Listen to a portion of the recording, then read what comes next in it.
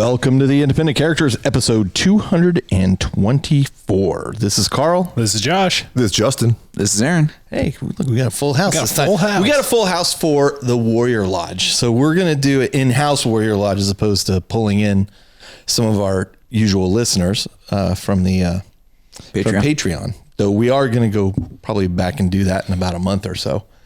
But this episode we got a lot of things to discuss, and so we'll be bringing those up. But before we get started, first thing I wanted to throw out there was, speaking of Patreon, Todd Jarvis and Isaac Chang are two of our Patreon subscribers. We greatly appreciate your help, and so thank you so much for your support. If you want to find out more about how to support us through the Patreon, well, you can find that on our website at theindependentcharacters.com, or you can find it on our Facebook page and Facebook group, or you can just ask me. Carl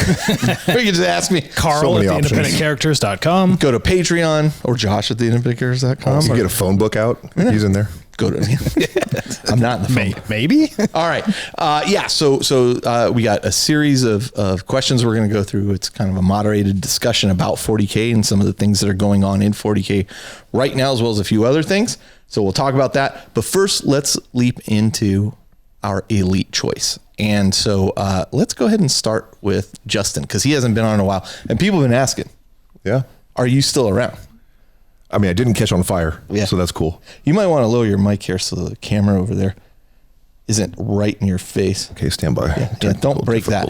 But this is the kind of quality content you're missing if you're not watching us in video on our YouTube channel. Yep. I just like to hide behind microphones. What can I say?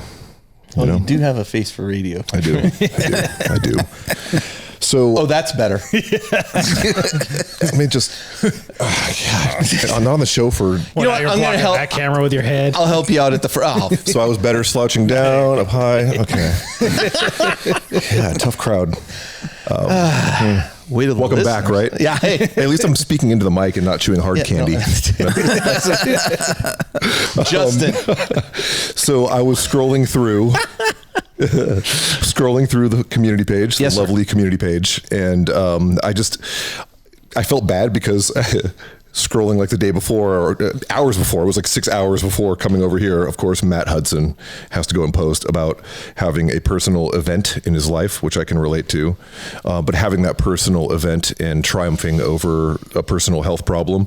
Not that I had that, but like just a life poke, right, of nonsense. It's amazing how fast things can change. Yes. Yeah. Right. And so I think that's the takeaway. Priorities, perspective, Yeah. And to turn that, serious life event of having a stroke at the age of 47 and being doctor's orders to basically take 7 weeks off of work. I think a lot of people would have been like, I'm just going to watch Netflix and binge watch Black Mirror. And instead he decided to build up and paint this Imperial Guard army. And how cool is that? I mean, and it also helped with his fine motor skills, the doctors are saying. Yeah. So the proof that the hobby heals. Yeah. A little physical therapy in there, a little emotional therapy at the same time. That's pretty much as elite as it gets, and I'd love to play against that army. Yeah. It's fantastic. Great. Yeah. Nicely done. It was great. Yeah. That was me. All right. I think that was a good call out. And that was a good call. Good look on the healing process, brother. We got your back. Aaron, why don't you go next? All right. So, especially new for the 10th edition, the Tyranids have really taken center stage as one of the two primary armies. So I chose Matthew Klein. He has the new Norn emissary, and it's just great looking model. He did a great job painting it up. Not only that, he did a tutorial, a YouTube tutorial on it that he also posted. Yeah. So if you want to try to follow in his footsteps, more power to you. I don't think I could do it, but nice, yeah. It'll be good to watch. It's a great model and really, really well executed. Yeah. Yeah. Good paint job. Fantastic work. And I really, awesome. Really like the highlight of the brain as well. It really stood out. You have to highlight the brain. The blue brain. You have to. Aaron came very close. That's pretty cool. To picking Ted Lidgard. Yeah. I had to run interference on that one. It's like you haven't been watching the show on YouTube, Aaron. It's not that Ted doesn't deserve it, because he absolutely does. It's that we're setting up some stuff before we start adding more people to the Hall of Legends. So hang in there, Ted. We're watching. Your time. Sorry, we're watching. Ted. We're watching from the shadows. Speaking of previous Hall members, The man, the myth, the legend has returned. I saw that. Jeremy Wood. And with his upside down transfers. Painted something upside down. That's not transfers, man. That's hand painted. No. Yes, that's freehand. Yeah. And he did it upside down because he didn't realize when it goes onto for the orientation. Hey man, I said it's for the pilots flying the planes up above. They need to know who's not their target. That's right. That's right. Yeah. Oh man, he had to be so frustrated. No, because it's really good though. Really quick to do that, right? It's just there. Don't you say it's a couple trains? just that one's gone. I can't do that one anymore. It's gone. No, that had to be that kind of mistake could get you removed from the Hall of Champions. Never. That means he'd find his way right back. You know what? I mean, I'm going to Australia in March, so I would very much like to go see Jeremy Wood's displays in person. So we'll see. You guys have not met. You've never been to Australia? No, right. This is my first time. Right. It's Warhammer World South. Yeah, pretty much. Way south.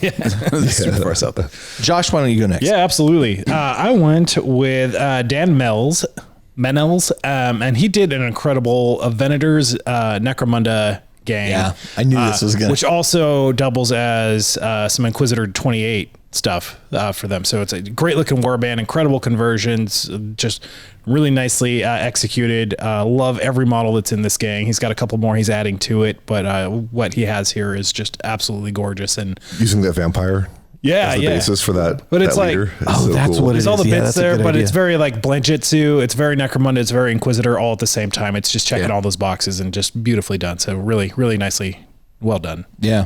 Yeah, that's a beautiful, really nice choice of colors too. Yeah, really nice. Yep. Speaking of nice choices of colors, I went with Bill Tiegler and his Tyranids.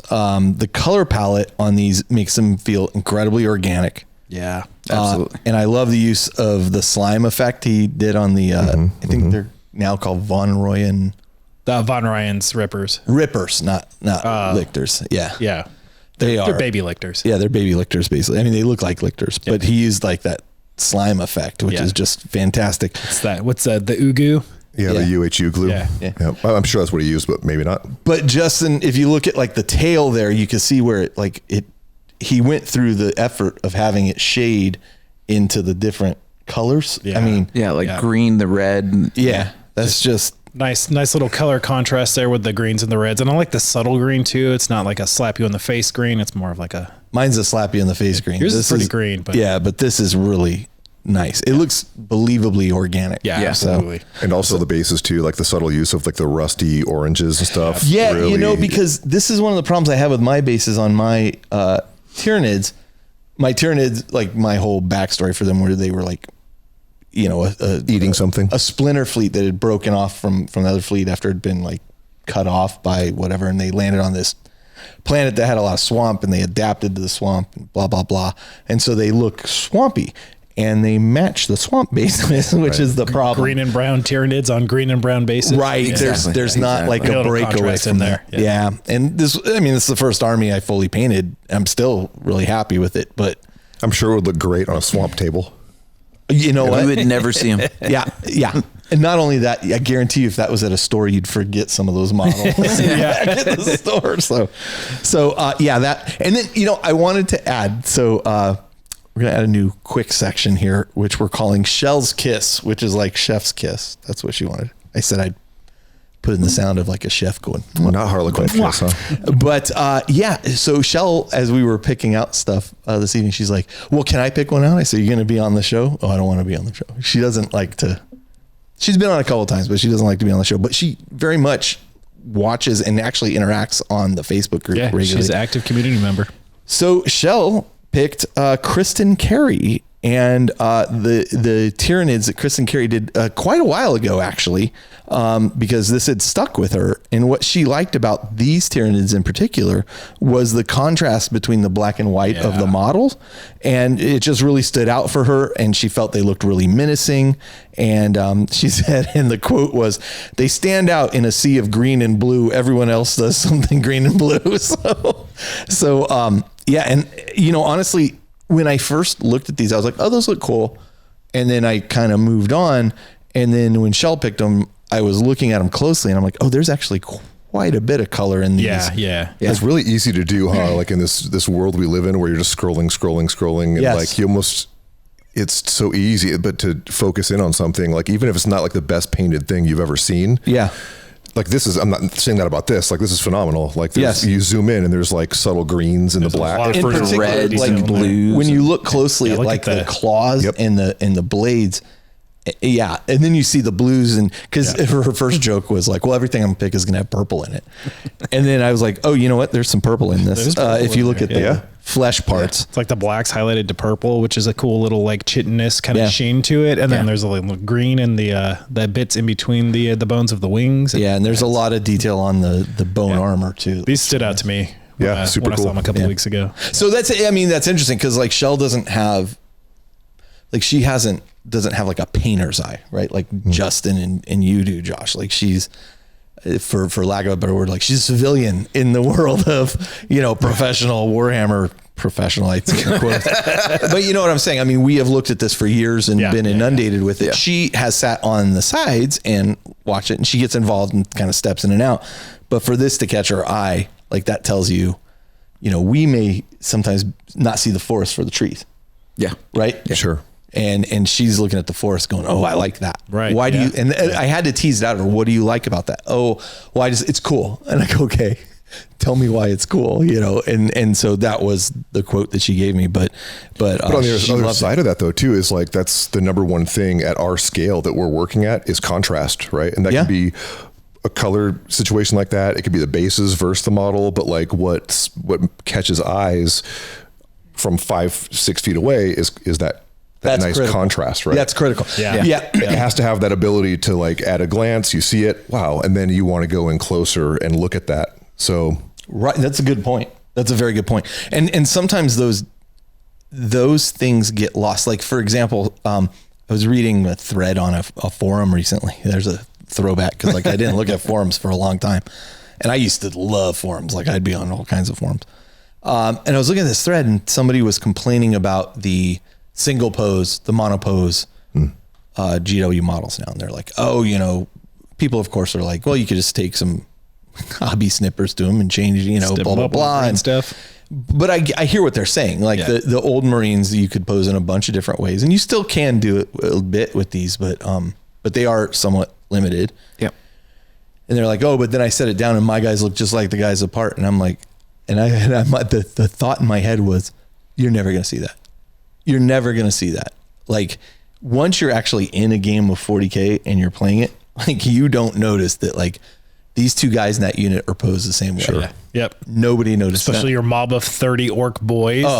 Even Marines, but 6 of them are identical. Not unless they're all exactly the same. Then you're like, okay, there's something wrong. Well, okay. Yeah. That would look weird. Yeah. If you somehow sorted it so that you had 10 squads and each squad had all the same pose, it would stand out. So, but it's interesting that you bring that up because then here's a case where that thing pops out at you and then you take a closer look at it. Yeah. Right. But in general, that pop of contrast and it makes you want to look more. And then you see all the extra details in there and the attention and the love and all that. Right. Yeah. It's like highlighting the face to draw your eye to the face and stuff. Yeah. Exactly. It's the invitation to explore it further. That's it. That's a sexy way of saying that. All right. Well, listen, on that note, it's the open offer to touch my toys, but ask first.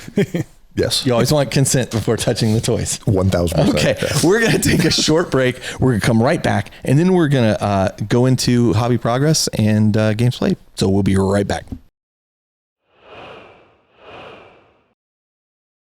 And we're back. So now we're going to kick it off with a little bit of hobby progress, which we're all lacking. But it's a good reason for that. I think we're going to have a little bit of a different kind of discussion here than we normally have during the hobby progress thing, because 3 of the 4 of us, Aaron, Josh, and myself, went to what used to be an annual event for us, but COVID kind of threw that for a loop and yada, yada. And we do this thing we call Geekend, and we used to do it annually. We would rent a large house somewhere. We'd have 10 to 20 guys come. It's boys only. Chelle asked why she couldn't come and play board games with us. And I says, boys only. She's on the group. No girls allowed. And GURLZ backwards. Girls. Yeah. We're totally going to get canceled. 1 girl's okay. The problem is, and everybody loves Chelle and she enjoys playing, but the problem is then Chelle comes and then Steph's going to want to come, and the next thing you know, we could do a couples Geekend. I think that would be cool. But regardless, this is a tradition that we have had amongst our friends for many years. Yep. And last weekend was this event, and it went over 5 days this time because that was the minimum we could rent this house. Yeah. That was a lot of games. It was a lot of games. Awesome. It was a lot of games. It takes a lot of preparation. It takes a lot of setup. In particular, good thing Doug organized all these. I'm the one that typically organizes everything. Cheyenne did a great job of jumping in and helping with organize the food situation. But it is a lot going on as we lead into this. So no real hobby progress there. But we did play a lot of games there. And so Justin, you're the only one that didn't go. Did you do any hobby progress recently? Or I did actually. Ooh, okay. Let's go to you first then. I mean, a lot of my hobby progress has been to just still cleaning off stuff and getting stuff organized and going like, oh, that's in that box. Cool. You know, because it was that When you bad. say getting stuff off of stuff, it's the burn residue. Just, all the, I mean, I went house through all my burned paints down. are now all washed up and cleaned and organized, and I haven't put them to model yet. For people who don't listen normally, your house burned down Correct. several months ago. Fortunately, most of your 40K stuff and Warhammer stuff, Too much of it gaming survived. stuff survived. Too much of it survived. And so you're still dealing with some of the ramifications of that. Yeah, it's also been really hot lately, so it's hard to like be motivated to go into a garage and Organize stuff, but I've put a big chunk in it. Yeah. Nice. Yeah. Nice. And my roommate is like super handy with his job. So he actually built a workbench that shoots off into like a little airbrush. So I have a little airbrush studio in the That is garage awesome. now. Rad. Nice. Rad. We're getting a pool table soon in the garage. That's good because we have a pretty big garage. So I got the audio video stuff handled for that, but the pool table that's going to double for, put a board on it, and Now you got a Warhammer table. Game table. Yeah. but I did manage. It was You funny. could actually do two based on the size of Warhammer. Probably could. Yeah, probably could. We're getting like an 8-foot table too. But I spent some time, like I wanted to get, because my studio is now kind of in my bedroom. I just in a little corner desk. And I wanted to kind of do away with the acrylic paint holders that are all cluttering my surface and to go more wall mounted.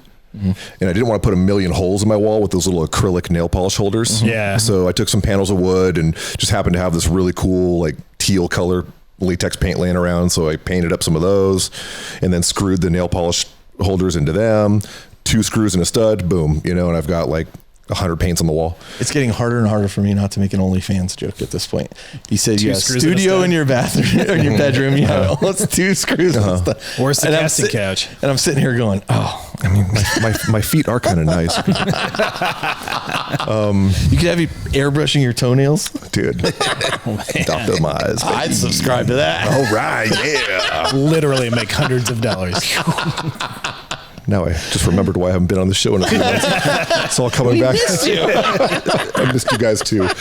But so yeah, I knocked that out, and then just mostly been assembling stuff. Like I'm ramping up to actually putting paint to model, Okay. But in my, I'll get home and be like, I'm just going to build this. I'm going to build that. So I've managed to build a great unclean one. Nice. Got him ready to go. I built up a bunch of Gene Stealer cult models because I want to do that army. Still not decided if I want to do a full 2K or not. But knowing me, I probably will.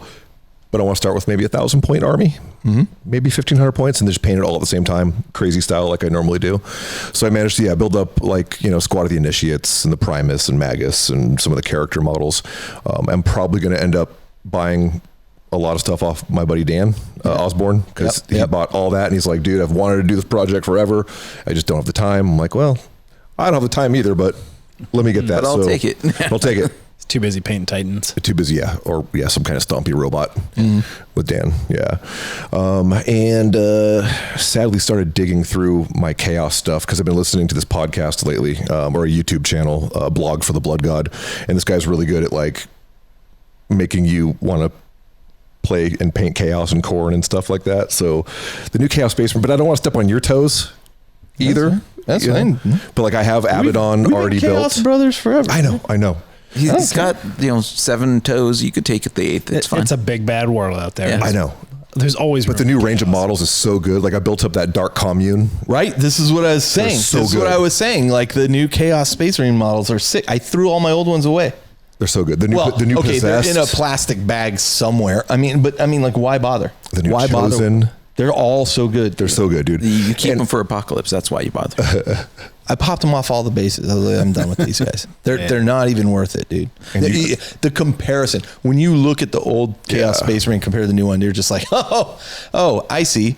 One is the difference between it's like the difference between Lego and Playmobil. Times of, for the parents out there. The original Chaos Space Marines are from like 02 or something. Yeah, there's just no different. Like, I'm old. There's no comparison. So at least I'm not as old as Adon, but I'm old. Thank God. We love you, Adon. But yeah, so Wow. I'm done. I'm gonna stop talking now. That's my hobby progress. Josh, you got some stuff on here. I was going to say Don would subscribe to your foot channel. Yeah, he would. Yeah, he would. Wow. Unanimous support. I did start working on a model, and this one, my third and final Warlord Titan for Adeptus Titanicus. Final for this Legio. For this week. No, 3's good. I mean, I've got so much stuff that I'm building a corrupted Warlord Titan. So this one, I've got the a couple Lord of Change heads from Carl and Jody, and so I'm kind of doing some green stuff modeling on those to attach these Zinchian heads to there. I've got a bunch of like Zinch sigils. I'm taking some of the Spirit Host models from Age of Sigmar and using that as kind of just more of like a warp shield. Sweet. Uh, Just kind of showing that the active possession going around that. That could be really cool. Which, like the vision in my head is pretty clear, and I hope it turns out well. I've got the Titan mostly built. Now I'm going to start doing the actual corrupted components to that. Armor plates are ready for painting. I'm going to chaosify them a little bit further, just with that corruptedness. But I've got a event coming up in November that G3 is doing up in Chico, which a couple of us are going to. I'm not sure if you're going I to, Carl. don't know if I'm going to be able to pull it off or not. We'll see. But it's they rented a hotel up there. They've got a whole room dedicated for just a weekend of Titanicus. There was amazing narrative stuff, and the whole thing that they're doing there is Titans assaulting a spaceport. So they've like 3D printed like Battlefleet Gothic styled spaceships in 8mm scale, which is pretty incredible. It's crazy cool. Yeah, it's going to be awesome. I'm going to take a ton of pictures when I get up there. But I finalized my list this week, and this third Warlord is part of that. So I wanted to get that going. That's awesome. Yeah, I do want to go. Every time you talk about it, again, make it happen. I just feel like I also, it's interesting. Like I understand why Chelle feels this way when playing 40K. It's like I am not super practiced at Adeptus Titanicus, and so I don't want to like slow You'll be people fine. down. I'm going then. So I went last year to they had a November event last year. I feel like if I don't go, I'm going to be upset I missed out. Yeah. So I need to go. Yeah. Okay. Especially since I'm not doing Adepticon. And I think Brian and Austin are both going also. So it'll be four of us going. All right, I'm going. No choice. Yeah. I'm going. All right. Cool. I don't really have any hobby progress. I will say that my Ravaged Star stuff from Mini Wargaming Dave's Kickstarter arrived. And the stuff looks super a pile good. of opportunity. I got to take a look at that. Is it the Restic stuff or is it styrene?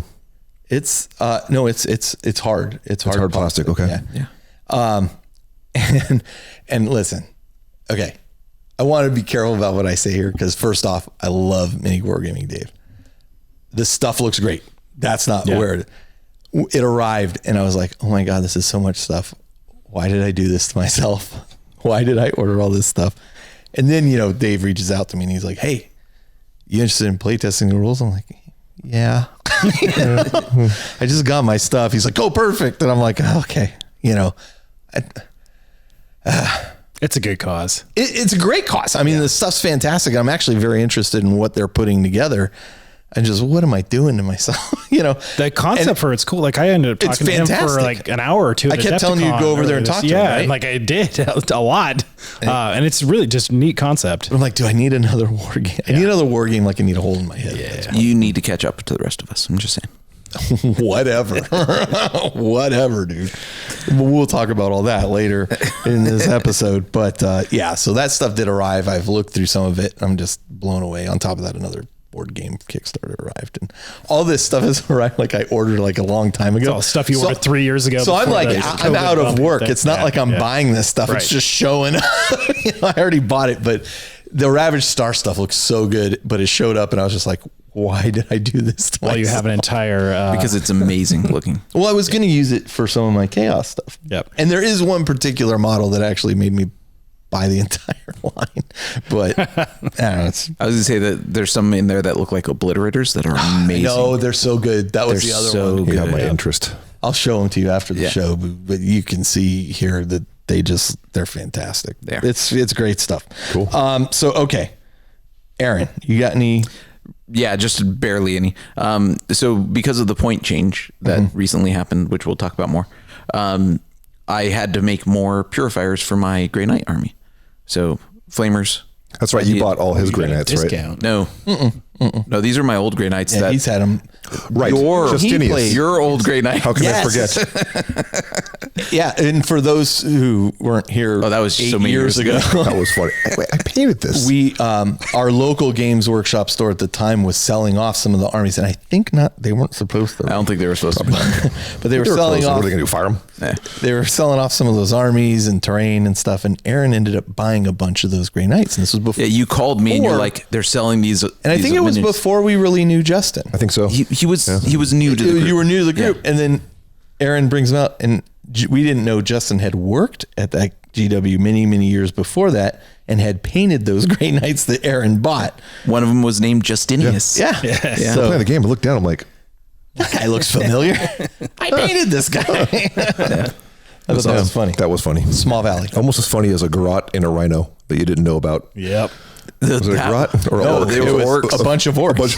I told my son about that. My son was like, "How did he not know?" I'm like, "He didn't know. It was easy to not know." Who takes the rhino and goes like this? Yeah. You know? Not only They that, wouldn't- yeah. they There were were glued so in, many but magnets to keep it closed. It was. I thought it was holy glued crap. shut. Yeah, it was totally glued shut. Stupid loopy. All right. Anyway, Speaking of Adon, he's That's texting me. yeah. Uh-oh. Speak of the devil. Yeah.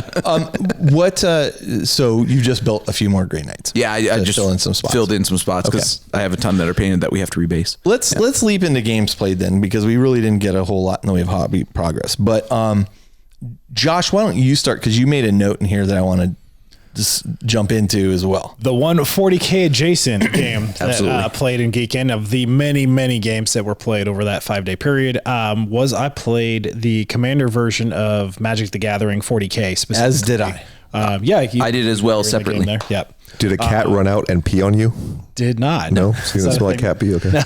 I haven't played Magic in 30 years. Like I would agree that I have also not played Magic in 30 years. And like, so Magic was never my thing. I played a couple times with friends as a kid, like right when it first came out, like Right. 31 years ago or however long it is now. But played a little bit back then, never really got the bug for it, and I hadn't played since. But the 40K version was fun. I played the Necron deck, being a Necron player. You and I did played I. in the same game. Yeah. That's right. That's right. We were playing in the same game. Yeah.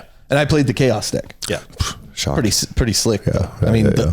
the art on those The cards. art's incredible. It's all new. Yeah. Cool. It's fantastic. It was I'll neat show you. how it brought the 40K universe to life in a completely different game system. Yeah. Like, It felt thematic. It felt thematic. Yeah. So Oh, the Necrons played them. I was gonna say, how did the Necrons play for you? They keep coming back. Every time you kill a card, I did real well. to come back. They played really badly for me, much like 40K. So it all fit. they tend to go well for me. Well, listen, Josh knows how to manipulate these kinds of things. Yeah. So, I too, last time I played Magic was 30 years ago. I remember when it came out, we were big into role playing games, and we would go to conventions for role playing games, and Magic had come out, and it was everybody's playing in the hallway, and you'd have to step over these people. Like, get out of my way. I finally gave it a try. Years after that, my brother-in-law worked for Wizards of the Coast for a while. He put himself through college playing Magic professionally. Wow. He's a very talented player. That being said, it never really, thank God I didn't get bit by that bug. And then I played this game, and while Bill sat there and helped me because Bill has played a lot. Yeah. I didn't feel like, boy, I got to run out. I wish I'd bought all the other decks. Yeah, agree. I felt like boy, I kind of don't want to sell my deck because it's cool and like I like the pictures on it, but I don't see myself breaking this thing out and playing. Yeah, I'm not. It's just not my thing. I didn't realize it, so I was asking Bill after that game. I was like, oh, like, and didn't realize that it was a limited print run. Like it was the one run and it's done. It's like, I'm not going to spend $175 on a Necron deck. Like it's just not worth it for me. I'd rather put that elsewhere, but it was fun. I ended up playing 2 games of Magic. Okay. One was 40K, one was Lord of the Rings. And I was like, oh, you played the Lord of the Rings? Yeah. Too? And that was the most Magic I'd played in 30 years. But, it was fun and interesting, but I've got enough games. Like I got enough games I need to jump into that. Yeah. I mean, but again, I don't feel like that rabbit hole doesn't have a bottom. Yeah. Aaron, we'd be lucky to play this. Like there's other things I would rather play than this. Yeah. So I picked up all 4 decks. So if you guys ever do want to jump in, I have them. Sure. I got bit by the Magic bug at an early age. It was high school and I spent way too much money on it. But I was never good at building decks. So the Commander decks are my sweet spot. 40K, I had to buy all 4. And I would say I don't know enough about Commander versus this versus that. I'm just like, whatever. This was not. Yeah. I just kind of felt like, and I did okay. Like, well, Bill did okay playing for me. Like he was helping me, pretty heavily because quite frankly, Magic is way more complex than it used to be too. Yeah. I mean, there's 500,000 cards out there or whatever there is, who knows, but, did you guys hear about Post Malone buying the One Ring? Yeah. $2 million bucks.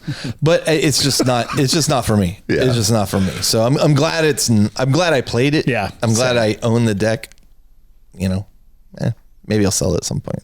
It's not going to be worth the One Ring price. No, right. But it was fun and I'm glad I own them all, but it was 40K adjacent. I'm okay not playing it all the time. Okay. But we did play, and this is where we're going to deviate a little bit here because Justin, you haven't really played any 40K lately. Right? No. Okay. Just keep watching YouTube Battle Reports. Well, we are going to. Have you played a game of 10th yet? Just nope. Curious. Okay. You got it. You're killing me. Let's make that happen. We'll get together for a game. Yeah. Because it plays pretty quick. It's pretty good. I'm certainly happy with it, but yeah. As Jeff and I have discussed, my opinion on things really doesn't sway him because I kind of like everything. That being said, we did play a lot of board games, and usually we are a miniature gaming bunch of guys in group, but we do play a lot of board games as well. And for me, I was always very late to the board game scene. Like you were very reluctant. I found board games to be boring, quite frankly. You had very specific tastes, and I still do. Yeah. I still do. Like the theme of a board game has to match the way the game plays, and there's certain things that I don't care for, and yada yada. But so you don't like everything? No, I mean this is come on, Jeff. But I do. I had a big old conversation with Jeff about this. Just like Magic. Jeff, just Games Workshop. I like Ahsoka. The Star Wars show is going. It, yeah. I go, Jeff, it's terrible acting. Okay. I go, what's awesome? And he goes, what? I go, liking everything. Makes life so much better. Go through life so happy. Yeah, this wasn't great, but I get something out of it. I mean, occasionally I don't like that. Anyway, this is not about that. This is about board games in general. And so we played a lot. Yeah. I must have played 8 different board games over the course of maybe even 9 different board games over the course of the time I was there. Probably would have doubled it had you not played Twilight Imperium. Yeah. Finally played Twilight Imperium for time intensive. That was a day. That was 11 hours. Whoa. Yeah. But I've always wanted to play it. I own it. Everything was still in baggies. Oh, you played your copy? Yes. I got to play it with 3 or 4 other people. I'm glad I did. Mm-hmm. It was fun. Maybe once a year I'll play it. I think that I would rather play shorter. There are other games that I can get more out of that I can play. And I could have played 2-3 games in that time and had more enjoyment. Yeah. But it was cool. It was cool. And it was cool to see how it all worked. And it's not as complicated as it seems, when you actually are starting to play it. So Sky, myself, Doug Johnson, Steve, Steven, Cheyenne. Oh yeah. So I think we had 5 people. 5. Yeah. It was fun, but it did take, that's 11 hours, including guys had to leave to go help prep for dinner. We took a break for food, so I mean, all in all, probably 8 solid hours of play.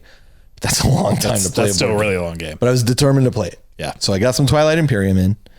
I played some Cthulhu Death May Die, which is yes. and for me, and Liz, I'm going to kind of sidetrack here and sound a little wimpy. I just saw this comedian that was talking about alpha males and the whole alpha male thing, and he goes, like, we're all binary. You're either like a complete warrior or just a total wussy. There's no in between. There's no in between. He goes, I don't think so. But anyway, so Doug, Neil, and myself had played a lot of Cthulhu Death May Die. It kind of became our thing, and Lars played with us, and occasionally we'd bring other people in to play with us, but we were working our way through each scenario. And when I kickstarted that, I got the giant Cthulhu with that, and there is a scenario that goes along with that model where you have bases all around him and you're kind of jumping from gate to gate to fight Cthulhu. And then your models actually get put on the giant model while you're fighting the parts of him to defeat him. And Doug and I had put this mission off for a long time because we wanted to complete all the missions in the seasons. And then we were going to do this as kind of the finale thing. And of course, Doug has passed. So myself, you, Josh, Campos, and Cheyenne, and Sky, yeah. Because it requires 5 people. We played the big scenario. I brought the giant Cthulhu with us. Sweet. We played the big scenario. We won. I thought there's no way we'll win this. It was not looking good, and then we pulled it off. Yeah, and we defeated it. And then I went outside and got upset. Yeah. So Yeah. No, it's yeah. So it was good. What else did you play? So many board games. I introduced a couple people to one of my favorite kind of strategy worker placement engine building games, which is Clans of Caledonia, which is a phenomenal game. Absolutely love it. It was a Kickstarter. It's hard to find now, but introduced that to Tom and Lars, both avid board game guys. And I think that was kind of one of the highlight games for both of them too, which was cool to hear that. Yeah. I think one of them ordered it. Yeah, if you can find it, it's an incredible game. It is definitely harder to find because it was a low publication. Yeah. I actually purchased it retail, but I don't think it was a broad release retail. I think it was mostly Kickstarter, and a couple retailers picked it up, but it wasn't a mass publication. Yeah. A lot of Death May Die. We ended up playing, I think, 3 or 4 of the scenarios, playing with the different elder gods in there, and had a great time with that. The big spectacle we had was Cthulhu Wars. That was okay. So talking about board games, Cthulhu is a theme with me for board games. Yeah, no, absolutely. Cthulhu Wars. We had 9 players. Yes, because I had spent so much money to buy the 9-player rollout mat for it. It is a great game. I think 9 players is too many. 9 players is too many. Yeah, but it was amazing and fun to have that game. That many miniatures on the board with that many people around the table, and the spectacle. Like, I took a picture turn 1 and then took a picture turn 2, and it was like, this was here, and then bam. Yeah. The thing I will say about this, and this is what I learned that can be applied to like events at 40K and that kind of thing, is I will never do that again at that size without being incredibly familiar with the rules. Yeah. I made the mistake of I'd only played it once or twice before. I wasn't super strong on the rules. Had I been super strong and knew what, I could have kept people moving and going through their turns. But every army plays differently in that game, and your time between turns was just too long. Yeah. Like with Josh would take a turn. Yeah. And then have to wait 10 minutes to take another turn. And that's just, that's too much. Of being generous. And that was, like for one of my turns, I would literally summon a guy. Yeah. Next time around, summon a guy. And this is why I was trying to tell people, plan what you're going to do before it comes to you, and then people would wait until it came to them, and then, what am I going to do? Yeah. And that's what, I mean, that's normal, especially in a big game, for people to get lost because they're having side conversations because it takes so long. Mm-hmm. But this adds to it. Yeah. So I think never again. But that game at like 3 to 5 players, perfect. Yeah, I'm definitely excited to play that game again in a smaller scale. I think you will love it. Yeah. Yeah. I really liked what it did mechanically, and brought the theme to life really well in the asymmetrical nature of everybody's playing with a different faction that's trying to summon their great old one. Really, really cool idea. Brought to life well, just way too big of a game. Yeah. But for everybody's first game is a big thing. And if everybody had 4 games under their belt and like, okay, maybe we could do a larger game faster. Big party games are like Night of the Ninja. That was fun. Yep. I can't remember the name of the game where we were voting on. I wanted to as call a team it Spectrum, but I don't. That's not what it is. I'll figure out what it is and I'll make a note in the show notes that says this is the game we couldn't remember. Yeah. But you're trying to, man, it's just even a hard concept. You get a clue, and this clue is it's light scale. to dark. Yeah, light to dark. Right. There's this kind of sliding scale. There's some association between the two things, and the player who is up is trying to get their team to guess on a 180-degree scale where this kind of dial lands, and you spin the dial randomly. Only the person giving the clue knows where it is. So given that there's this sliding scale between the relationship of two things, you're trying to pick the perfect clue to get people to land exactly where it is. Okay, so for example, it's hard to explain. You draw a card and it'll say, okay, the topic here is cheap to expensive, right? Okay. And then you'll randomly spin this dial. You're the only one that sees it. And you see that, okay, the thing has landed like 75% towards expensive. Right? Okay. Now you're trying to get everybody on your team to guess in that 75 percentile towards expensive. So you're like, okay, 40K, not golf. You could say something like that. Or that's actually a pretty good one. You Numbers can have like 5 allowed. sentences. Yeah. So you can't say 40K. Oh, Jesus. That's the only cap. Warhammer. Numbers, Warhammer versus, Games Workshop games. You can't say 75% and be like, oh, okay, I know where that is. Right. So, I mean, in our case, it was like 30% towards cheap. And Josh was, I think it was you that said like Target. Yeah. Like shopping at Target or whatever. It's like, okay, where do we think? Then there was interesting like demographic breakdown of the group of like Southern California, and like you and I were on the same page, but Travis and some of the other guys were like, oh, they think Target is more expensive, a classier joint. And so then everybody sets their guess and blah blah. Anyway, long story short, it's a great party game. It's a lot of laughter. Night of the Ninja was a great party game. That was a good, except Tom. Oh my God. Agent of Chaos. Oh, Tom absolutely couldn't even follow his thinking. Agent of Chaos. Trying to think of what other games we played, man. Everybody tends to bring a lot. Dwellings of Elder Vale. Yep. That was a lot of fun. Yeah. Nice. Yeah. You guys both got on that with me too. So many good games. Yeah. On the side with the Dawn, I played Flamecraft, Dice Miner, and Picamino. And then when he got home, he bought 2 of them. He texted me. He's like, hey, I bought these 2. So it went well. Yeah, nice. These Geekend things tend to be the kind of thing where, I go and I play games that I don't normally play. And then Chelle sees things starting to arrive from Amazon before I even get home. I added a couple things on the list, like mid game. Yeah. Got to play Dune Imperium. I was like, I really enjoyed it. I haven't played that yet. And Aaron got that for me as a gift, and I haven't played that. I want to play that. Yeah. You guys played Lost Ruins of Arnak, which is a great game. We did. Lost Ruins of Arnak is quite good. I've played it since then a couple times, and I very much enjoy it. If you buy that game, know that it comes with no game organizer at all. It's just all the components tossed into a box. In the box. It's which ridiculous. I've never seen that. Well, I haven't seen that in many, many years. Bagged up, just loose. Yeah. Some are in bags, but they're just loose in the box. Aaron was nice enough to 3D print me an organizer from Thingiverse. So. So anyway, it was a board game event for 4 to 5 days. It was awesome. And that was what took up all of our hobby. And then the rest of that time was making it up to the spouses that weren't there. So we had a good time. And then Doug's East Coast gaming buddies showed up. I saw that. Yeah, I introduced them to Lost Ruins of Arnak. Good dudes. We played through that. Yeah, nice. So we had a good time. So so that's where all of our gaming went this go around. I'd like to say we played even more 40K adjacent games, but we really didn't. Though this did spurn an idea. We all took 40K armies for. Yes. Yeah, I thought you guys were supposed to play. Well, Have you met Doug Johnson?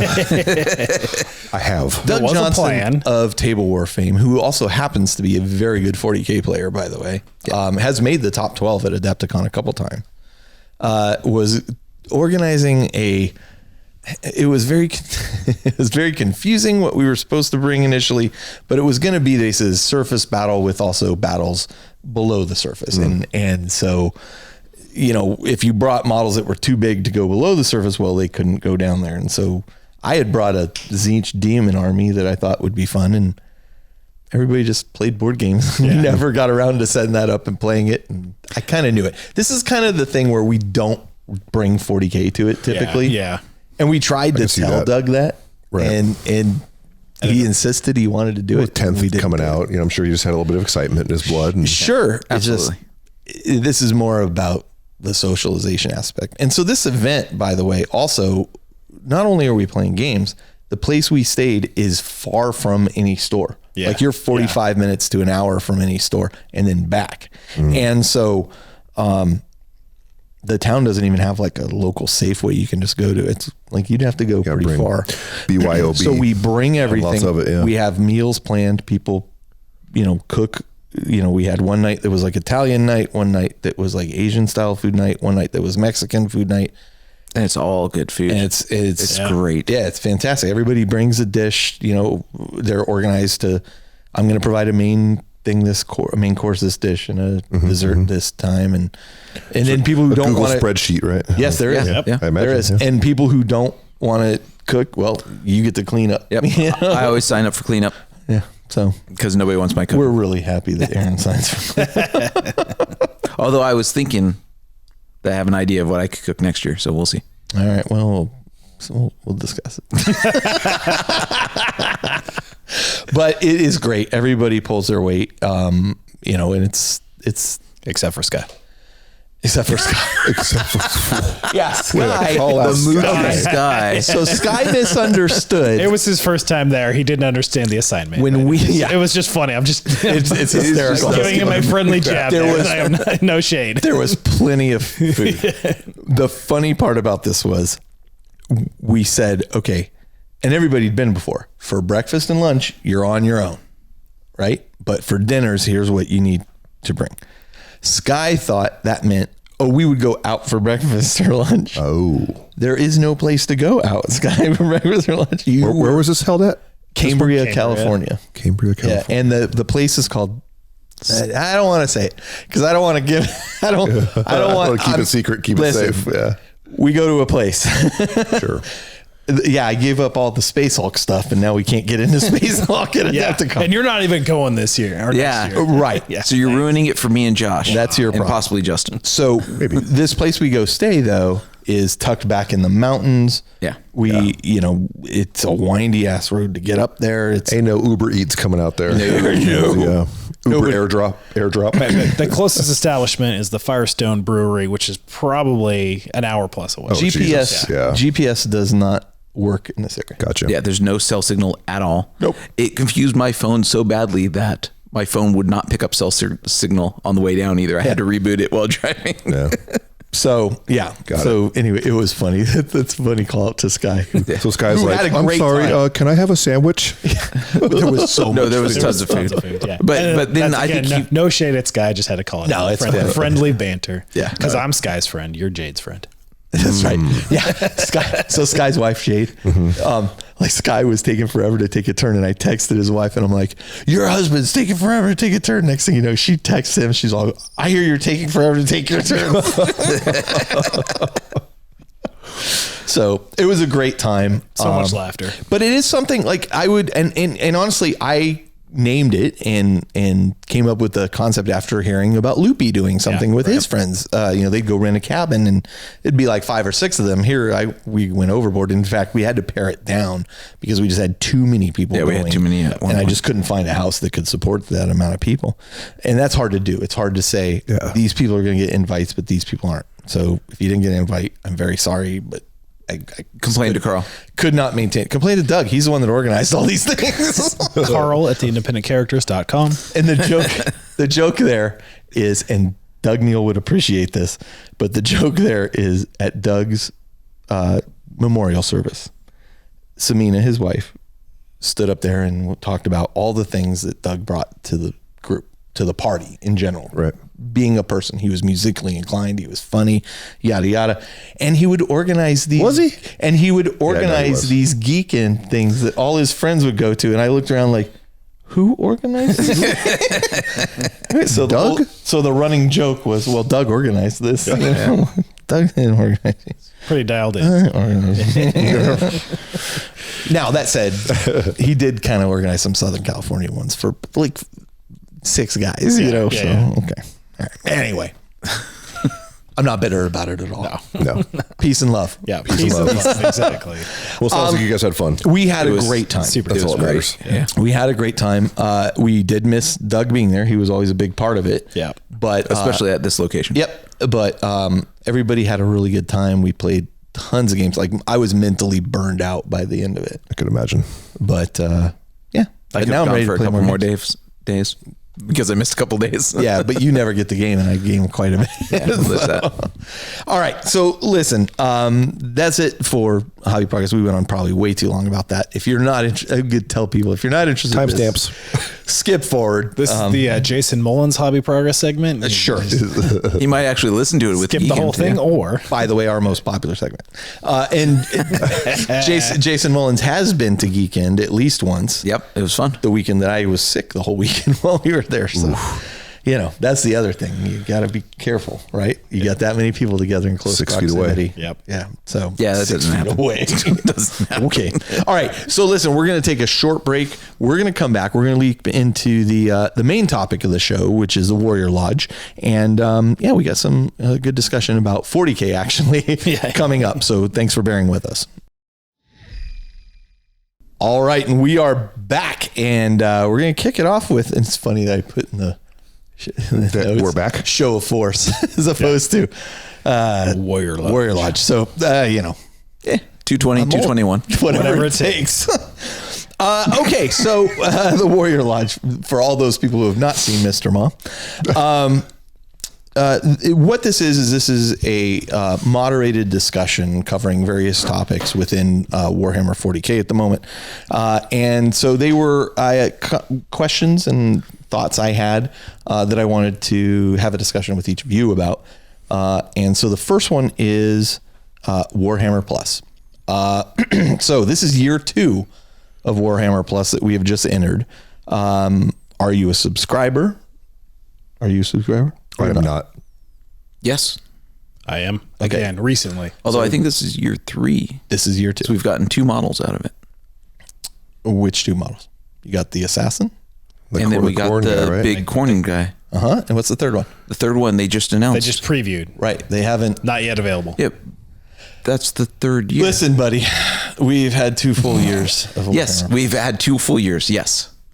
Aaron, why did I invite you to this? I don't know. Sorry, I'll shut up now. No, don't. Please don't. Please don't. Actually, I'm just giving you a hard time. Okay, so what made me come up with this question was the recent Pariah Nexus video, which I thought was phenomenally done. Yes. Really great. You know, I posted about it in our Facebook group.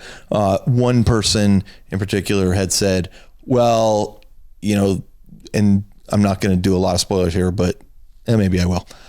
Spoilers, skip ahead 5 minutes if you don't want spoilers about this, but hey, why is that IG person not doing anything? So Commissar needs to put a bullet in her head, blah, blah, blah. She's not really there. Like that was if you paid attention, like it's a figment of the person's imagination. It's a memory ghost. It's a memory ghost. It's funny actually her 'cause- mother. Carl posted this, and then I texted him when I finished watching it, not seeing the post, and I basically said the same thing. Yeah. And actually Adon pointed out something that I hadn't seen, which he said when the Necron Overlord, The death mark. the guy telling the Deathmark what to do is Cesaress. He's showing like, oh, look at all these, look at these units go out, or these guys go out and kill them. Like she's never one of the pictured people. Because that's she doesn't- true. And the Don pointed out, I was like, oh, you're absolutely right. So there's a lot of clues there. But anyway, off topic, sort of. Do you feel in the 2 years you have had Warhammer Plus that it has delivered what you were looking for? And Aaron, let's start with you on that topic. Yes. So when they first came out with it, one, it's a way to support a company that puts out amazing stuff that we are way invested in. Okay. But two, the animations that they first promised were just phenomenal and something that we really wanted to see. Yes, we got Space Marine the movie. We'll ignore that for now. Yeah, but it doesn't exist. That was pre-Warhammer Plus. The Astartes videos, But those were put out. were fan made beforehand. So good. But then when we heard that they got those people, or that guy, I think it was one person, to come and be part of Warhammer Plus and creating, I believe, part of Angels of Death,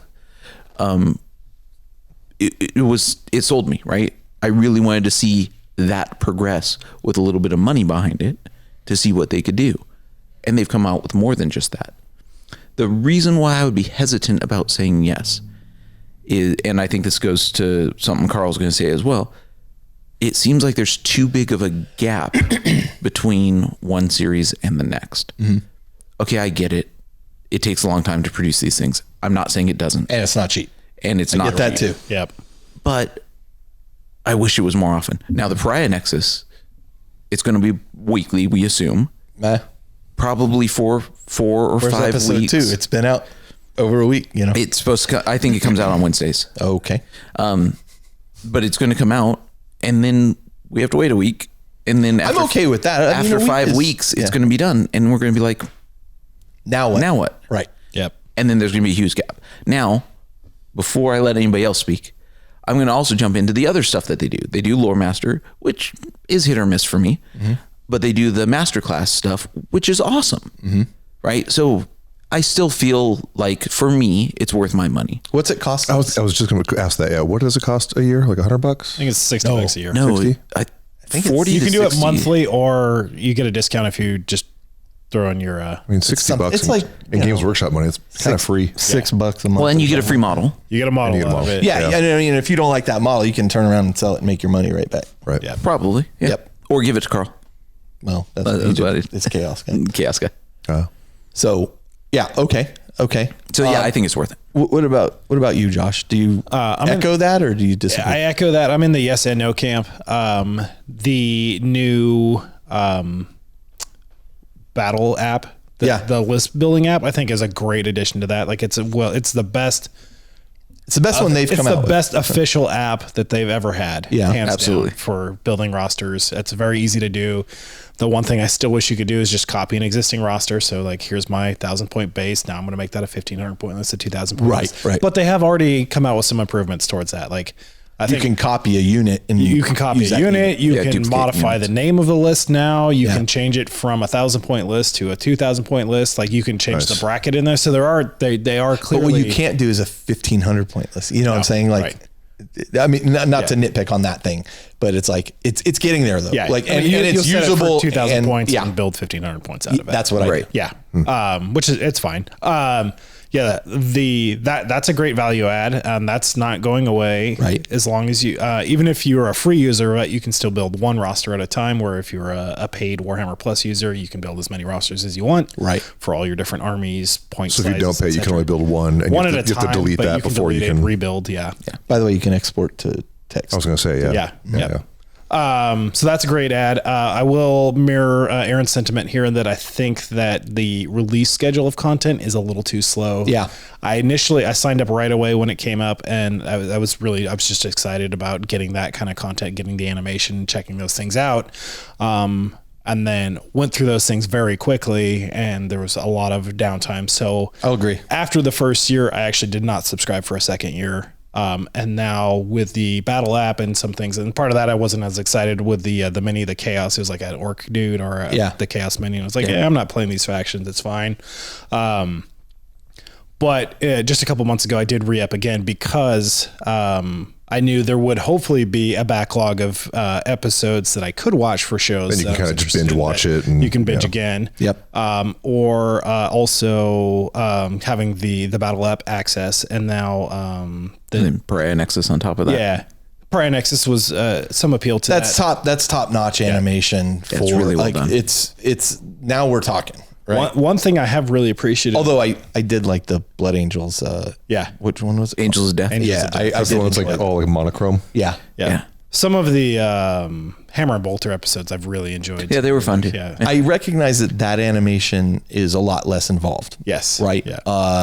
But some of those stories they tell are pretty darn good. Yeah. Yep. Working within that limited. Right. Yeah. Some of them have been really just cool stories. And the one thing I was going to say is that I have actually found myself appreciating is the vault in there with all the old White Dwarf interesting. issues. So there's the backlog of issues, so I don't have to keep a catalog of 450 White Dwarfs on there. Like I think 350 of them or so on them. Like a huge chunk are on there. Interesting. So you can go on there. And also there's old rule books, like the Inquisitor rule books on there. Yeah. It doesn't have the rules in it, but it has all the lore out of it. So if you Right. just want to go read some old lore that's there, like it's on there, it's available. So Yeah. That's cool. I found myself just perusing that when I've got some downtime. And be Interesting. Like, yeah, let's check it out. Yeah. I mean, the follow up to the question was, where has it not met your expectations and where has it exceeded your expectations? And I think the exceeding your expectations question of that, from my perspective, is the harder one to answer. Yeah. Because I don't know that anything there has exceeded my expectations yet. Like I've not looked at it and been like, holy cow, this is the best thing I've ever bought. Yeah. The Pariah Nexus I was very excited about because once I saw that, I was like, yes, this is a great story and the animation and artwork is fantastic. How many episodes of that do they have? Just now? one. Just one, and it was pretty awesome. Yeah. It's yeah. fantastic. Know what I'm doing after the It's like- show, Carl? I'll show you. on the Astartes level of like production quality, Sick. story, the whole really well environment, done. the picture that it's painting, which is it's really cool so far. Yeah, and it's just like I said, the Necrons in it. I've never thought like Necrons are particularly creepy. I mean, they're these soulless killing machines, blah blah blah. But this episode, you're like, this I would not want to be that guy. Cool. Yeah, and the death mark is no joke. So yeah, I mean, it's interesting. Product. I do feel yes. I know intimately because I talked to the person that was in charge of this and moved away to do other stuff.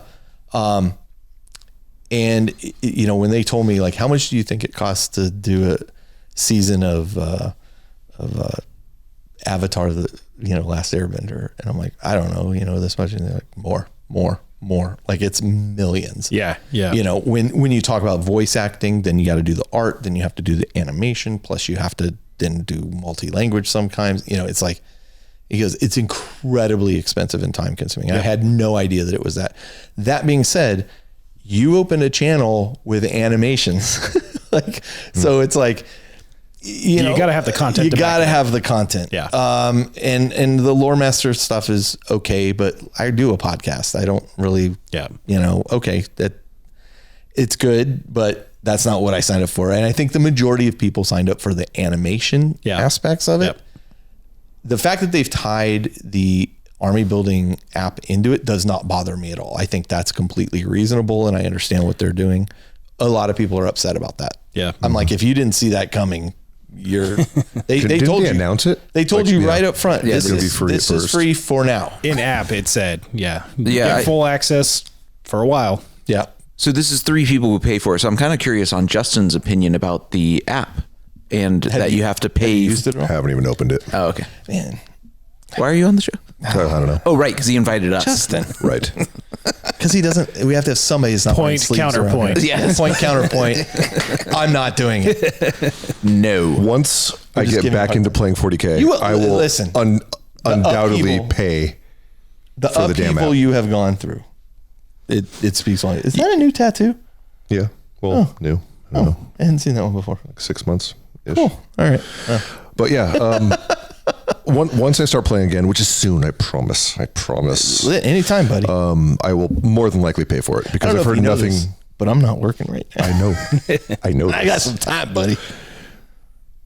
Everything's coming back to But you are centeredness. working, so, yeah. You know? Okay. My chi is coming back to me. So All right. Good. Okay. Great question. I mean, like it's as it goes on, I think it gains in value, right? Yes. Yeah. Because I've actually now kind of want to go back and watch some things I hadn't seen. I'm very much looking forward to season 2 of Angels of Death, right? They're doing a season 2 because they did the prequel, the Origins, that were a few one-offs. But I didn't know they were. That's awesome. So, okay. So question 2, Justin. I don't know how much this is going to play. With the introduction of 10th edition, many models, especially Forge World models, have been moved into quote-unquote Legends status. This means that these models are no longer used for tournament-style events, but also will not receive consideration for updating their rules and points going forward. What are your thoughts on Legends? Are you open to using them? Where does that kind of stand with you?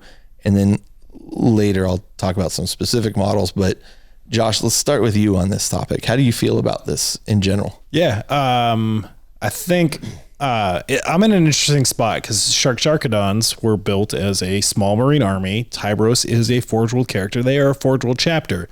They are no longer officially supported in any shape, way, form, etc.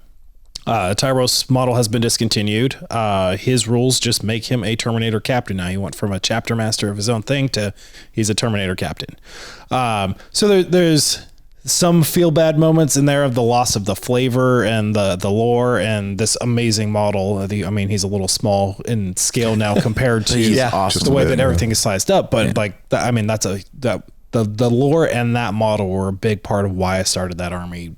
12 years ago. Sure. And I do have other things for that army because I built this army for 5th edition. So obviously 5 editions later, the game has changed. So I'm like, I can't begrudge that. But like my Relic Contemptor Dreadnought, no longer a valid Codex choice. It is a Legends choice. My Land Speeder, Storm. Yeah. The Scout one. Land Speeder Storm is also a Legends unit. And I'm okay. Like I'm okay using Legends. I have no issue with that. I'm not playing this army in a tournament or anything like that. I appreciate them progressing the model line, and like the new models that are coming out are incredible. And there's definitely a reason of why I'm now building the Primaris contingent of the Sharkadons, because we have the new models. They're going to be fully supported. I can do whatever I want with them, take them wherever I want. Don't necessarily need to have that conversation if I want to take them to a tournament or something like that.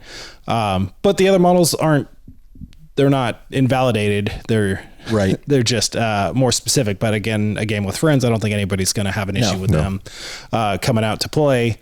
It's an interesting spot. I do kind of wish that Legends would get some support with points changes and things like that, because it's like they've dropped once and those things are going to be wildly out of balance.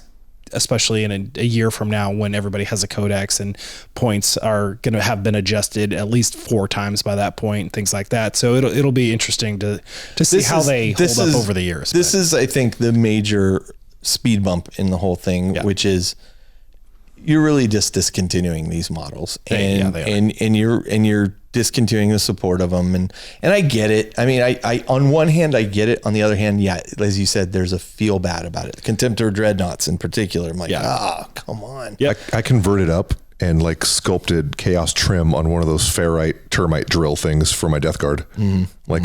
Press molded. And then it's like a month later, yep, sorry, gone. Can't use it. But no, I mean, in a friendly game, I'm sure if there's rules for that somewhere, like, hey, can I use this? Not a problem. They've got rules, they got stats, and in a game among friends, like if we're finding this point, like this thing's way overcosted. Like, we can come to an agreement. 30 points a year from now when everything has changed. But it requires that, and it requires that gentleman's agreement in advance. A, just the agreement. Is it okay to have Legends? And then B, can we do Legends with this little adjustment, because that seems to be in line with how the game is actually playing right now. Just seems like a lot of work that I don't see many gamers doing. Correct. Yes. Right. Correct. It's now a terrain piece. Yeah. 4th edition, we used to do that kind of work, but now it's like, come on, Yeah. Or at the same time, just you still have a cool model in your collection, and it's a stand-in. It's something though, right? It's a relic. Relic Contemptor Dreadnought. They look great in my display case. I'm building a Primaris contingent, so I've got that, and I've got other armies I'm working on. But a Relic Contemptor Dreadnought can stand in for a Dreadnought, right? I was just going to say that. Like I've got like that Eldar Corsair army that I put a bunch of work into. Didn't finish it, but like it was on the cusp of being finished, and then it was like, okay, it's gone. But a lot of those units, like I could use those Corsair dudes as swooping hawks, Sure, or something, or that prince is now autarch. Yeah, and I think the other interesting aspect of this is you have people like Doug who never liked to take characters. Yeah. Right. So and in some ways, and I'm trying to look at a silver lining of this, in some ways it opens you up to the freedom of saying, okay, Tiberius is a captain now, or he's my chapter master. I'm going to use these rules from this particular chapter master or captain or whatever for him, But I do get like I love Lord Zufor, right? Yeah, and he's discontinued. Like I'm not a special character player. Like I love bringing my own characters to life in 40K. Tyros is the only special character that I own, and he just doesn't really exist anymore. But also the reason that I have him and like I just love that model, but because it was a 5th edition army, when 5th edition, the character really unlocked the entire army rule set. Yeah. Like you had to have Vulcan to make salamanders. You had to have Tyros to make sharks. Right. Like that's the reason that I bought the model, was because I love the model, love the lore, but then it also brought the rest of the army to life because of that choice. So, Correct. Yeah. And the game has definitely moved away from that, and that's fine. Like I'm okay. Yeah.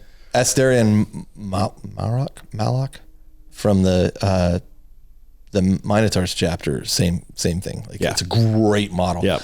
Scale wise, he's showing his tiny. age. Yeah, he's showing his age now. But man, it's a beautiful model, and it used to have this cool stuff with the spear, and now it's all gone. Yeah, it's kind of been writing on the wall though, right? Because Forge World really has not had any new like 40K. It's all been heresy augmenting packs. And it's heresy. It's Necromunda weirdos, and then heresy, apparently it's Old World too. It's Old World, and it's going to be specialist games. Well, we've all played long enough to have our models actually just stop being supported in the middle of an edition. Sure, right? It's not the first time. The Necron Pariahs is the one that stabs me in the gut every time. The whole game. Yeah, the whole game. Gone. So the alternative of Legends versus just no longer supported, I vote Legends. Yeah. Right? Yeah. I mean, the point is though, okay, now 11th edition comes out and those are just completely forgotten. They're going to be gone. Yeah. They will not be updated. Well, that's kind of the question is, in 9th or 8th, we had Legends that kind of continued in 9th. Are those things still in the Legends? I don't know. I didn't pay attention. I somehow don't think so. I think Carl's right here though, that it is kind of the next edition. Like this is it. This is it. Period. And I mean, look, I mean, realistically, they've had a good run. As a company, you can only support so many SKUs. Totally. And it's like, but it's and rules that interact with each other, and how do they feel different? I mean, this was the longest time why they didn't come out with the Leagues of Votann or squats, because they were like, how are they going to be different than everything else? Right. I will say it's interesting how they've really separated all of the Horus Heresy 30K units, and like those are all Legends. Like, if you want to play 30K, they're all there. They're all valid. Like even a Leviathan Dreadnought, which now had the new plastic kit and it's an amazing model. That is Legends for 40K, because I think it's just from a rules bloat standpoint. They don't want these different interactions. Like they want this model for this purpose. Yeah. I also do feel like it's probably done to kind of support up and shore up the 30K line. Yeah. A bit. We haven't seen a lot of 30K product coming out. Correct. Quite frankly. Yeah. Rules updates, FAQs haven't come out for it in forever. They just came out with a book, or they're just coming out with a book for it. I'm not playing it, so I'm not the expert to talk about it. But, I don't know how well it's supported. And so by siphoning some of this stuff off and say, look, this is just purely 30K at this point, I think it shores up that line a bit. Now you could always proxy them, though. Of course. That's kind of what we've always done. Well, of course. And I think, Contemptor Dreadnoughts are great. I'm happy to proxy it as what's the chaos? Hellbrute? Yeah. Yeah. Okay, cool. I'm building 2 of the new Primaris Dread, so yeah. It'll also look pretty on my display case. For me, the Night Shroud Bomber is just a bummer. Yeah. I love that model. There's a bummer to all of it, to a degree. I mean, this is really, we're losing something. We're not gaining anything by this. Right. We're losing something. I've had my Night Shroud Bomber like 85% painted for 6 ever. years. Yeah. It's Never hit the table.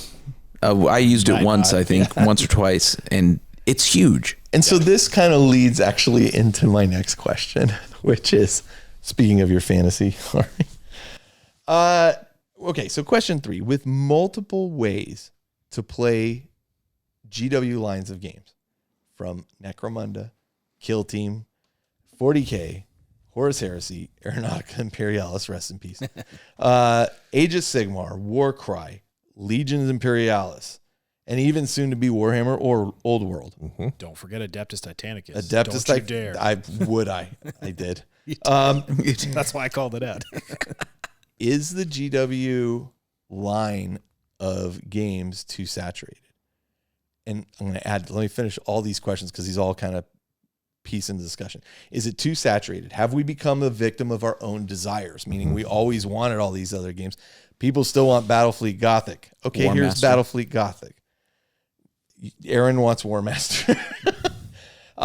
More and more, exist. I find myself wanting to play all these games, but lacking the time. And if anybody should have time right now, it's me. How are you going to deal with the plethora of choices on what to play and how to play it? And Josh, why is that Legions Imperialis for you? and so actually, Justin, we haven't heard a lot from you yet because you're still getting your feet under you. Mm-hmm. But you also are, I didn't include Blood Bowl. Right. Right? You are a victim of all these as well. Yeah. Like, is it too saturated for you? Absolutely. Okay. Yeah, absolutely. Good. Next question. But it's also like when you go to the grocery store and you're looking at all the cereal, and you're like, okay, well, I know Frosted Flakes. This week I want this one. Next week I want that. Go get a Choice. coffee. You're like, okay, I kind of know what I like. Like I know the rough flavor that I like. And I also know that I'm a grown man with a child and a full-time job and I can only have so much time. So like, everything I do is just filtered to the point where I'm like, I can jump from one to the other, but I don't feel like I have to consume it all at once. And, so I'm all for having all these choices because more choices hopefully means more people that walk into a game store or go to the Games Workshop website and they say, that looks cool. I've never played 40K, but those airplanes look cool, even though that game's gone. Or whatever the case may be, like Warcry. I don't have time for a full game of Age of Sigmar or a full game of 40K, but Kill Team looks cool. Combat. I think it's good. Mm-hmm. For me personally, because I have the self-control that I don't need to play all these games. I mean, I don't play anymore anyways. What am I even doing here? Like Aaron said. But I think it's a good thing, as long as you're not like the kind of person that has to like that fear of missing out. You have to like know all this stuff and play all of it. But who has the time for that? Is it a bad thing to have too many choices in life? Is it? Yes. I'm just staring at this Justin. guy? Yeah, it's killing me. No, actually, you raise an interesting point, and there is literal studies that show, people don't want all this choice, right? Like they want a choice between a couple things, and almost want to be steered in a direction. Too much choice can paralyze a lot of people and frustrate people, especially kids, but even adults. Like you mentioned, fear of missing out. That's why I'm looking at you like, that's me. Let me tell you how bad my fear of missing out is right now. Well, first off, all that shattered star stuff I have sitting over there on the table, but two, I've made the active decision not to go to Adepticon in 2024 because I'm going to Australia instead. Right. I'm already like, oh, did I make a bad choice? Like, you did. Should I have gone to Adepticon?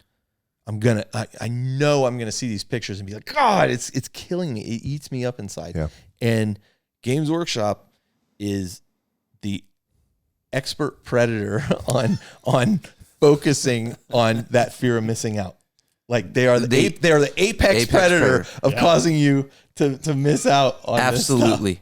This stuff. And I mean, to your point, yes, it's oversaturated. Yes, we have to pick and choose. Do we? No. Right? Absolutely, we don't. That's why that's why we have credit cards. The new Epic. Oh God! I'm trying to avoid the new Epic. You guys are going to get into it. Legions Imperialis. Even I know. Hey, he got it.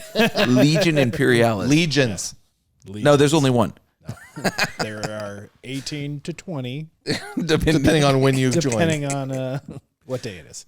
But I mean, I'm going to try to avoid it. I was lucky enough to avoid Aeronautica Imperialis. Yeah, you were. Because holy cow, Necrons were expensive. I'm so bummed. I'm so bummed out. Hey, I mean, look, you've got I've got it. force. We can play it. We can still play. It's cool. Legends, baby. Legends.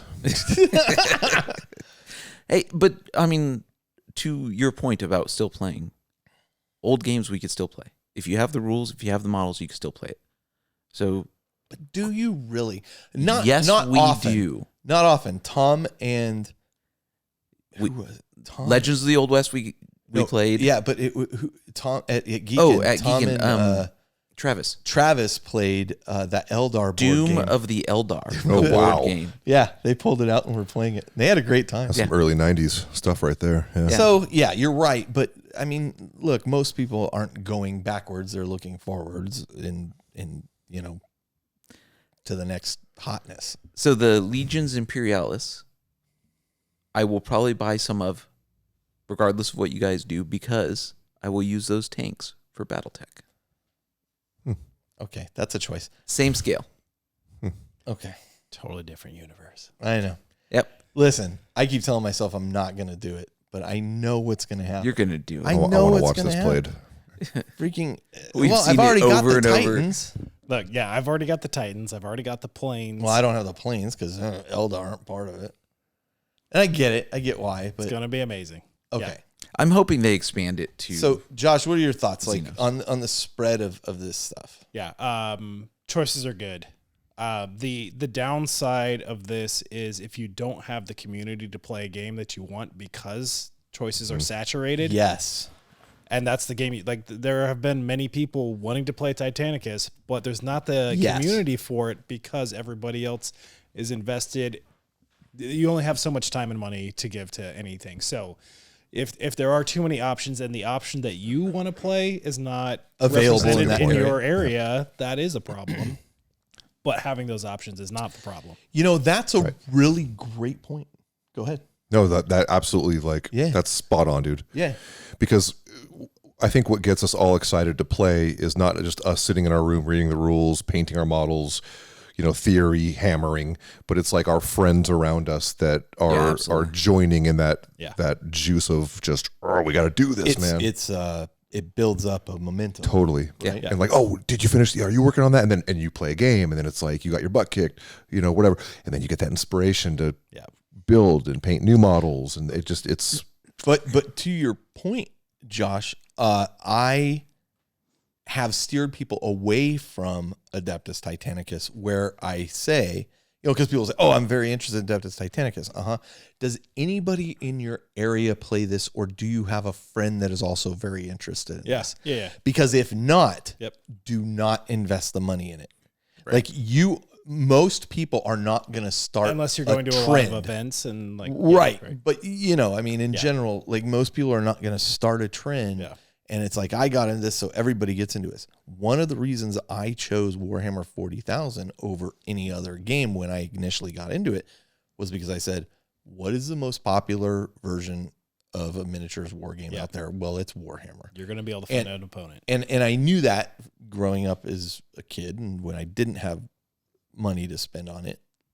And so when I did have that money, I was like, this is what I'm going to get into because I know it has an inbuilt support mechanism. I can go to 4 different stores in this area and find a Warhammer game if I really wanted to go that route about it, And I think that's why it hurt when like people like Jody kind of fell off the bandwagon of it for a while and I was like, but Warhammer, it's forever. And then Aaron and I got to play forever. That's right. But I mean, look, Justin has tattoos, by God. yeah. It's forever. And it will always come back. But like even just look at the 4 of us here and like we are making choices of what we're investing time and money in, not only what we're hobbying in, what we're playing, what we're purchasing towards. Like I absolutely loved Age of Sigmar. I sold off that army. I don't play that game at all anymore. I know.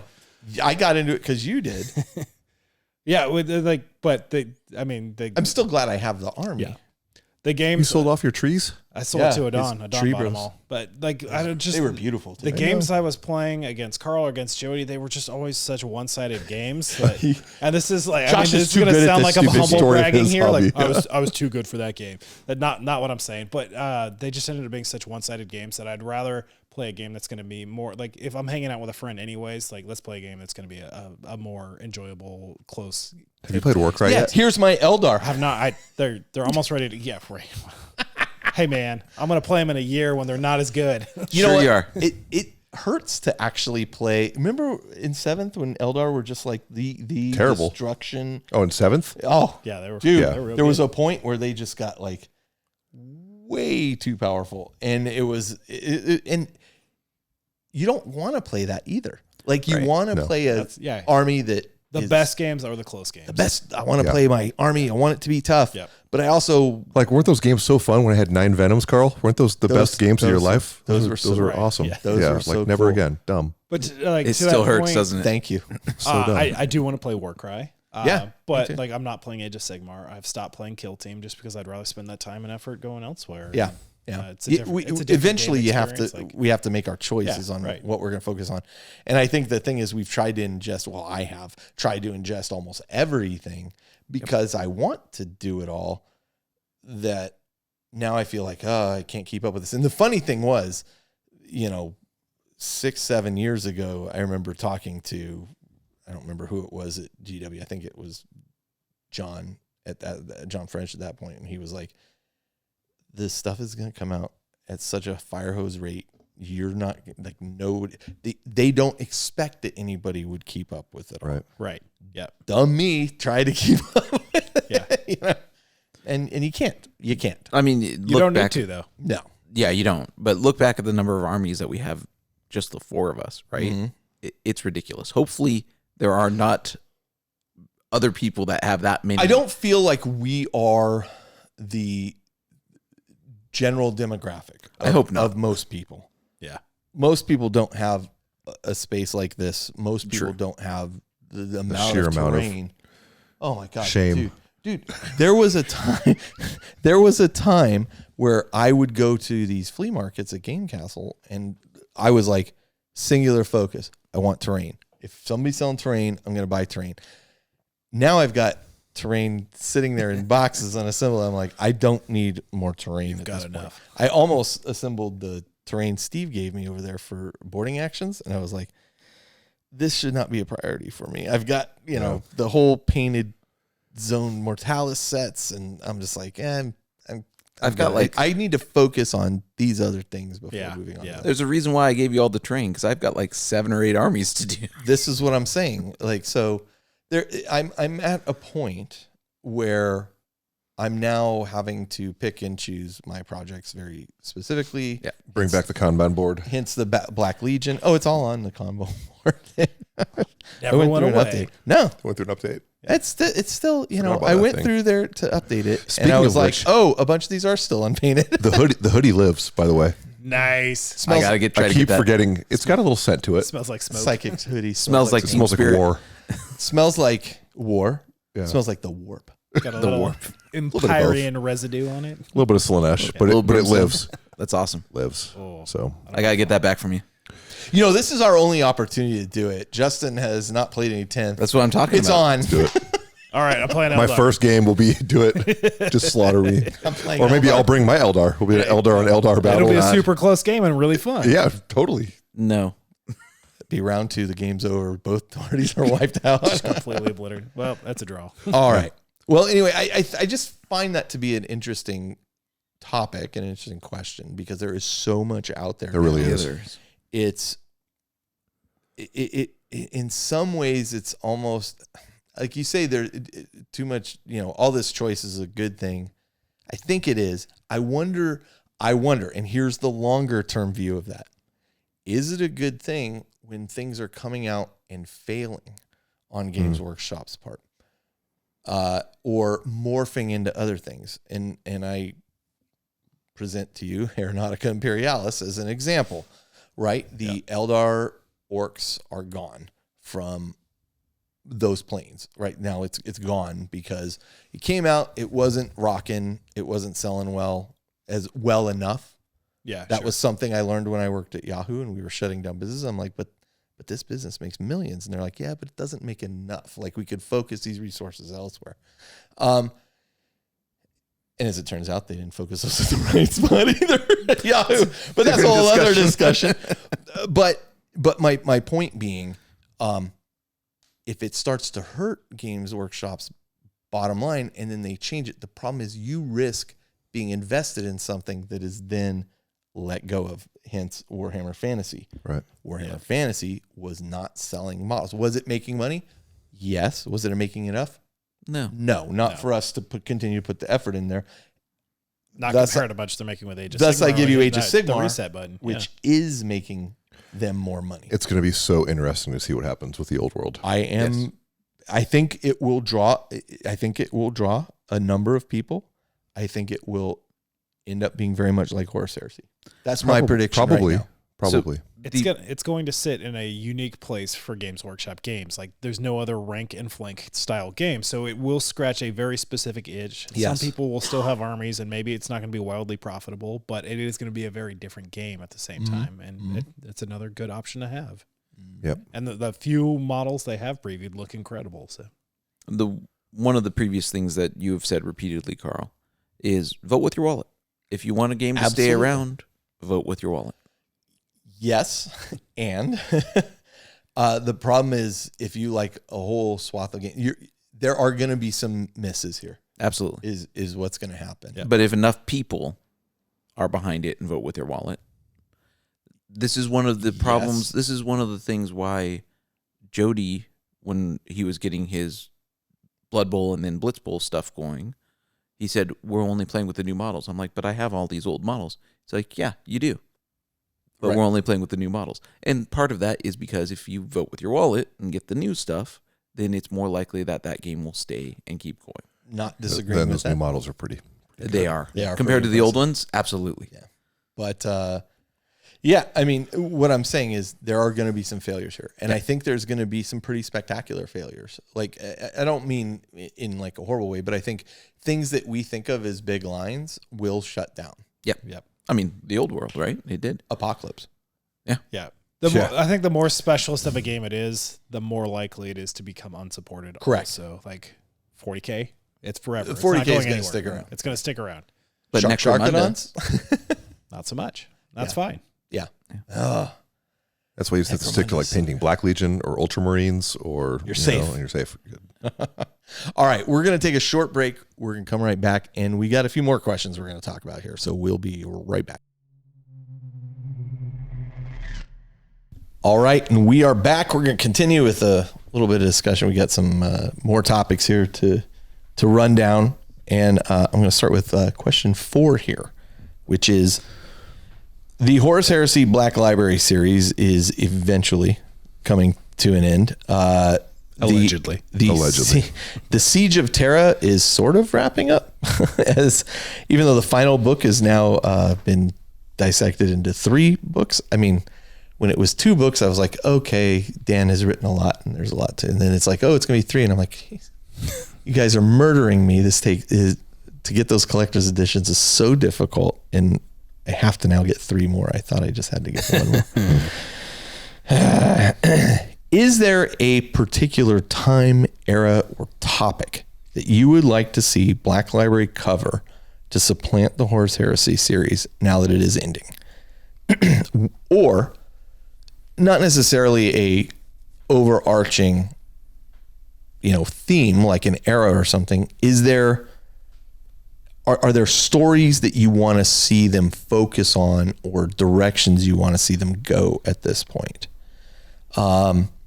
And I can go ahead and start so I can see, your thoughts here around this, which is I'm very invested in the Siege of Terra and I want to see how it wraps up. It's killing me that it's keeps stretching out because I don't know that it was intentional, but okay. It's 10 minutes to midnight. I do not. George R.R. Martin's writing the last 2 books. So. Oh God. Oh my God. You're killing me. So, where do I want to see things go for Black Library once this kind of wraps up?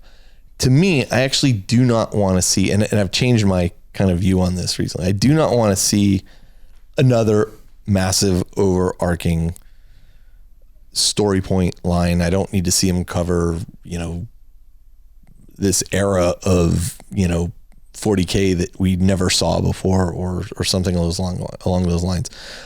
For the first time ever, probably because they've advanced the lore a bit in both the game and in the books, I want to see them go forward more. I don't necessarily need to see them move the story of 40K forward. Like, I don't need to see, we've now completed this crusade and now we're going on. I mean, that's cool. I think the game should drive that. Yeah. And then I think the novels, the thing people often forget about 40K, and I've said this before as well, is that the galaxy is massive. Massive.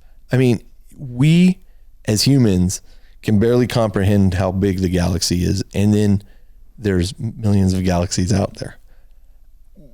When you understand how big that is, the actions of Dante or the actions of Marnius Calgar mean nothing in the scale and size of this. And I think too much time gets focused on these particular characters. Yep. That's a big part of why I'm not a big special character guy. And while I like occasionally having them on the table, Armin in particular, I really enjoy having on the table. Justin, you were just talking about how strong Chaos is.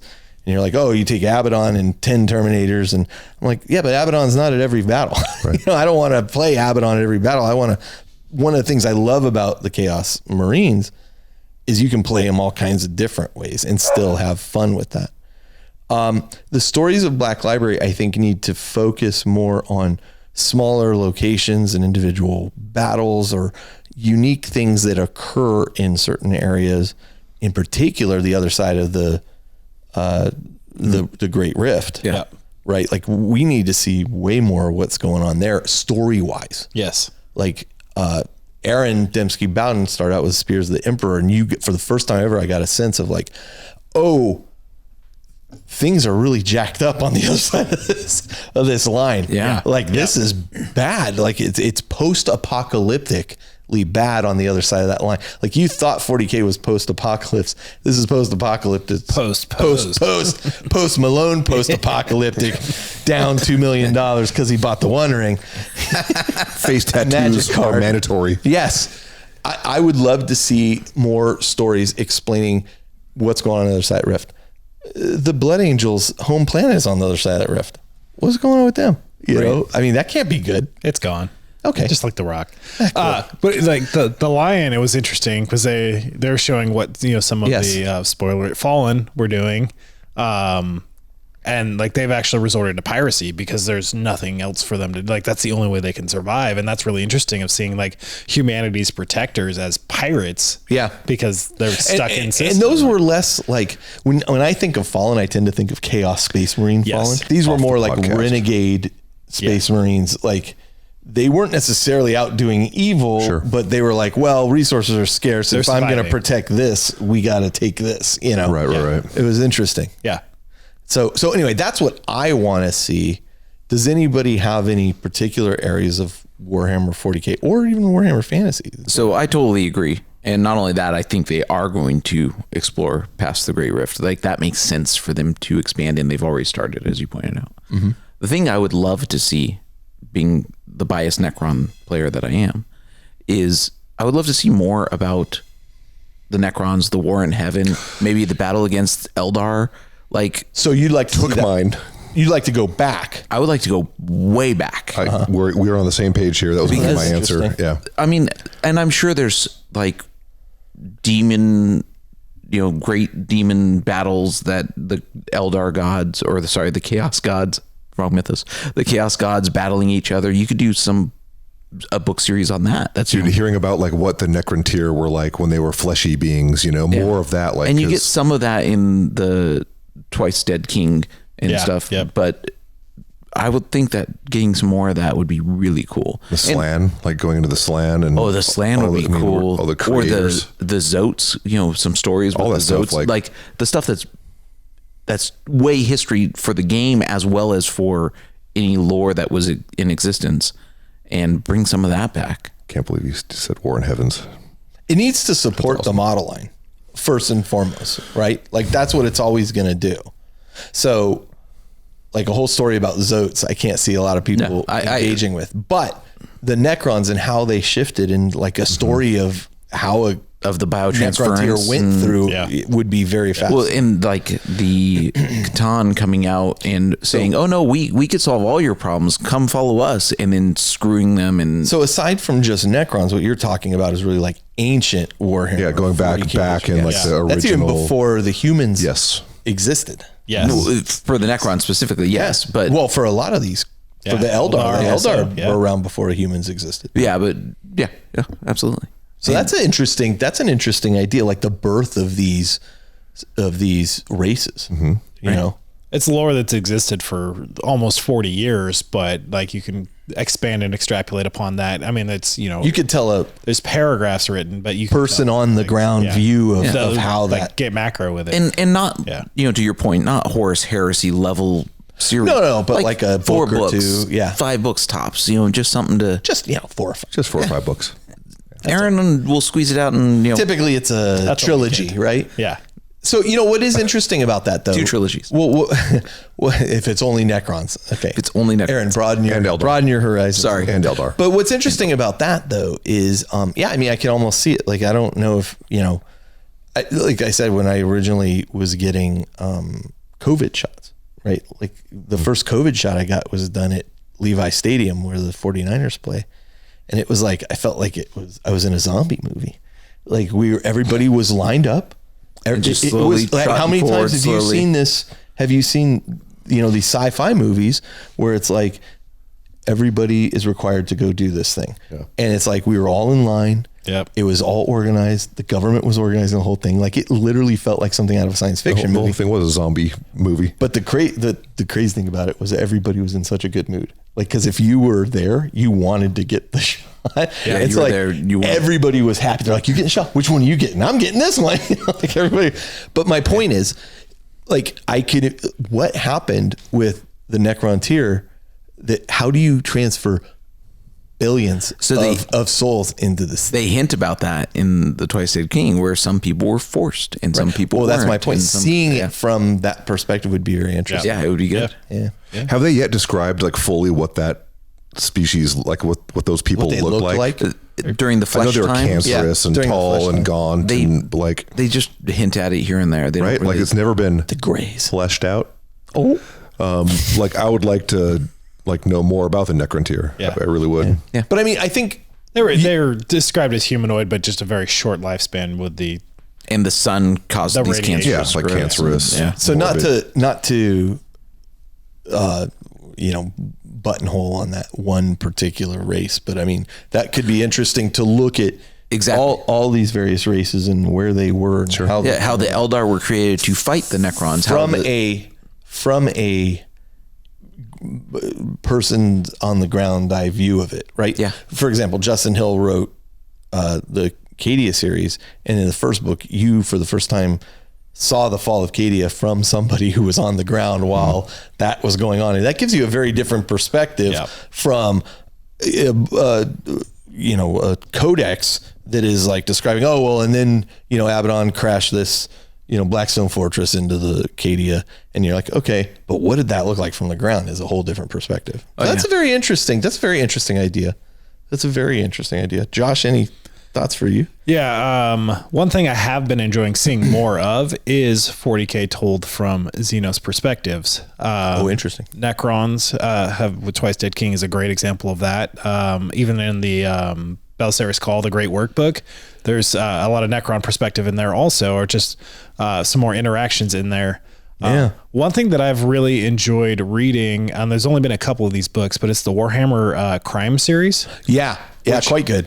It's like, it's just your everyday people, some sort of law enforcement, something with a legality element to it, but it's like the super macro lens zoom away from the warfare, away from that. But like, things aren't great on any of these planets. What is life like in the Imperium? Right. And that, like, for me, that's been really interesting, of just being in this hobby, in this lore, in this world for so long, that doing more of a macro deep dive and like, let's just really focus on just what the life is of just your everyday person on various planets. Like that is interesting. Dan Abnett was kind of the king of that originally. Yeah. Right. Like what is life like on a general? Yep.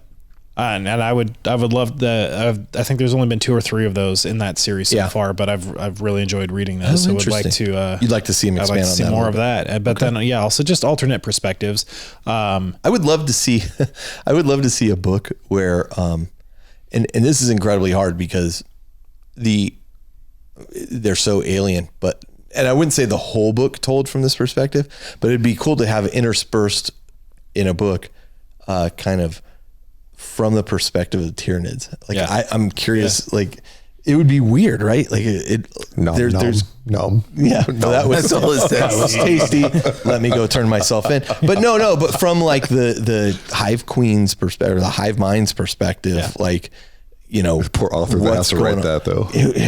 That would be super creative. Yeah, it may be impossible. It may be impossible, but it would we thought it was impossible to do for the Necrons, and then no, we didn't. There's been a couple books that also have like shown Gene Stealer cults and like uprising of before the Hive Fleet invasions, and like those have been really fascinating to read. And that would be really cool. Yeah, like how the patriarch they view as like this angelic being, Jesus, and it's like this big alien, guy, like, or how their babies are all so creepy, morphed, and they think they're just normal. They're just beautiful little baby. The second Carcharodon's book like had kind of that Gene Stealer cult on this. I don't remember what they called basically a shrine world. Okay, that was like Sisters of Battle. Sharkadons, Gene Stealer cult uprising and like kind of taking over from the sewers up, and that was just really interesting perspective to see that come to life and just more fleshed out than here's a bullet point of like Gene Stealer cults rise up. There was one of the Word Bearers. I think it was one of the Word Bearers books, the early ones. There was this story. As part of the book was this regular guy who was on the planet when like the Word Bearers take over, and he slowly, they corrupt him. Mm-hmm. And they're making him do all this, and he's like, "I don't want to do. I'm against this. I'm against this the whole time." Finally, when like the Space Marines show up, he's trying to be like, "Hey, I'm not with them," but he's so corrupted at that point. They're like, "Look at that guy, kill him!" Yeah, he didn't even realize how far he had just fallen. Yeah. I mean, not that his existence was pleasant. So, right. The Night Lord series, told from the Secundus, a human doing it, is very interesting. How one of them keeps calling the others heretics. And it's like, but you're with us. Yeah. And then, as the series goes on, you kind of accept it because that's all you know. And that's such a great series, the Night Lord series. I was surprised. It was so good. Really well done. Yeah. I just talked to him, asked him how his writing was going on the next Black Legion thing. He said, it's not good. he's working for the man right now. He actually works for GW right now. So, so he's working directly for them, and he's cutting into his writing time significantly. So. Yep. We are much the lesser for it because I love his writing. Yeah. All right. Question 5. Returning to our earlier topic of 10th edition, Games Workshop has clearly leaned into we are going to land somewhere between power level and points with the way that units are now costed in Warhammer 40,000. There are some pros and cons to this. It is faster to make lists, but you are unable to do things like build to an exact number typically. Typically you're falling just short of it. Even with enhancements or whatever. Even with enhancements. Right, yes. Since you cannot pad units out with specific pieces of war gear costing 5, 10, or 15 points or what have you. What are your current thoughts on the new system and how building armies is working? And then once you guys answered that, I have like a tangential question to that. Since I haven't played, I think it's working out great. But you've been building lists. I've just been my finger on the pulse. Like I literally haven't built a single list because all my armies are still in boxes. All right, Aaron, but following a lot of tournament players and things, I haven't really heard that of being a concern. I mean, sure, your list might be 10 or 15 points under or 50. 50 could be an issue, I suppose. But also I wonder, do any of you guys know, like with the recent points adjustments, is that still a thing, with, units dropping, it is still a thing. Most of my Across the points board. for 1,000 Suns went up, so I actually had to remove some stuff and change some stuff for my. But as far as the demons- differential though, of like I can't make a 2K game. No. On the nose. No, to me, there's this weird paradigm that I have. Is paradigm the right word? No. There's this weird gut instinct I have to build to that exact point because it's been so ingrained in me over so many years. Right. It takes an active, will to force of will to say, I'm 15 points under. That is okay. Let the 15 points go, Carl. Right. It is. Yeah. I mean, the points adjustments came out and I had to make some things, and we'll talk a little bit about that in a minute. But for me overall, I'm fine coming in under. If I can squeeze it out exact, even better, right? But I think I'm more focused on how are the units going to support the other units before I worry about the points. I also can't tell you how many friendly games I've had over my existence of playing this game where hey, dude, do you mind if I'm 20 points over? No, let me, oh yeah, I can be 20 points over too. Is that cool? Cool. Yeah, but see, you can't, it's not easy to do now. Now you're 20 points over. Oh yeah, well, I'll stick a melta-gun on this guy. You can't do it. Yeah. I mean, you literally just have the enhancements, right? To do that fine tuning. 70 real quick. Yeah. There's not a gradual. It's either I'm 50 or I'm 10 points under. And to your point, what's the real cutoff? There were times where I was oh, but my list is only 5 points over. I mean, surely Josh won't care if my list is 5 points over. And you know what? The reality is he probably wouldn't.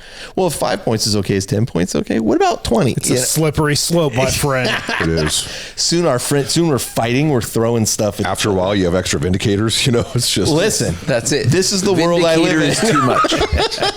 That's it. When you get a vindicator, it's too much. That is it. Whatever a vindicator costs at this point in time. Yeah. So that's the threshold. I opened up, I'd already made lists for Eldar. So 1,000 point list, 1,500 point list, 2,000 point list. And after the points update, I tweaked a few things, and my 2,000 point list of Eldar was 2,005 points. And the only way to get under that is to drop 60 plus points of a unit out of there. So there's no way to fill that gap. Yeah.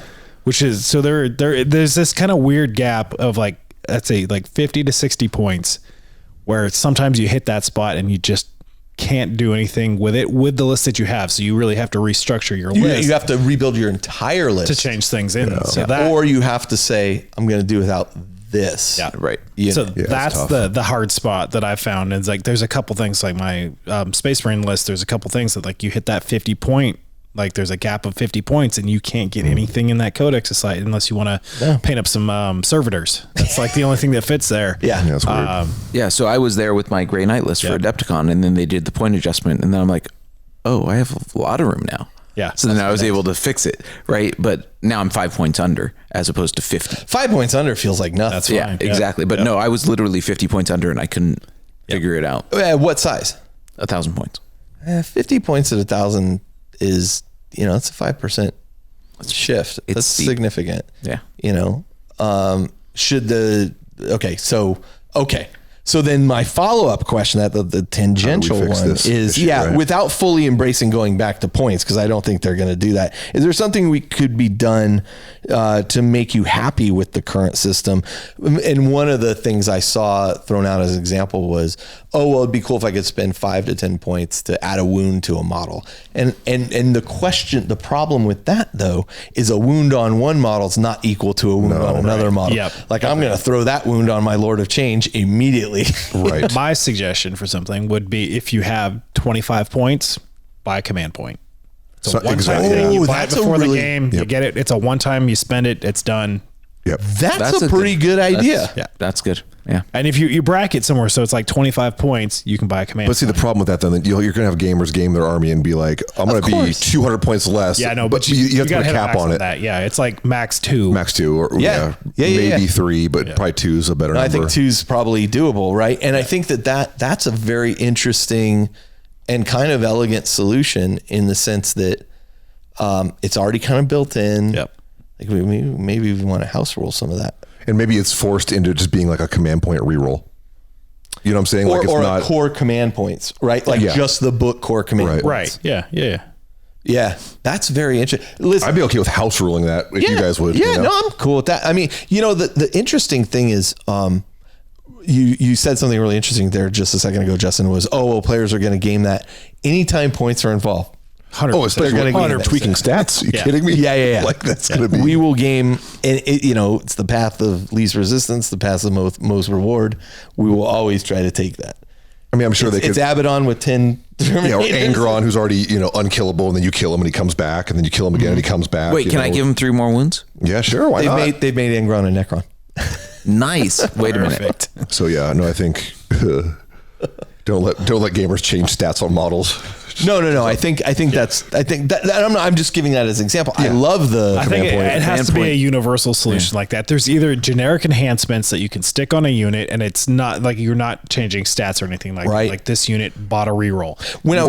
Or as armies come out, and I'm sorry to interrupt, armies come out, you have just not to go back to full blown gnarly crazy 40K where you have too many options, but armies go from just having just a few more enhancements, and even if they're not the best, you still don't feel like you're wasting those points. Like, what enhancement most armies, because the Marines have their decks coming out, Tyranids officially have theirs. Did the amount of enhancements change from index NIDs I don't know the answer to that question. to new NIDs? I think there are a few. I don't believe so. They're around 5 or so, right? Yeah, I think there's more than the There's 3 or 4 that are there's based, probably but 8 or so.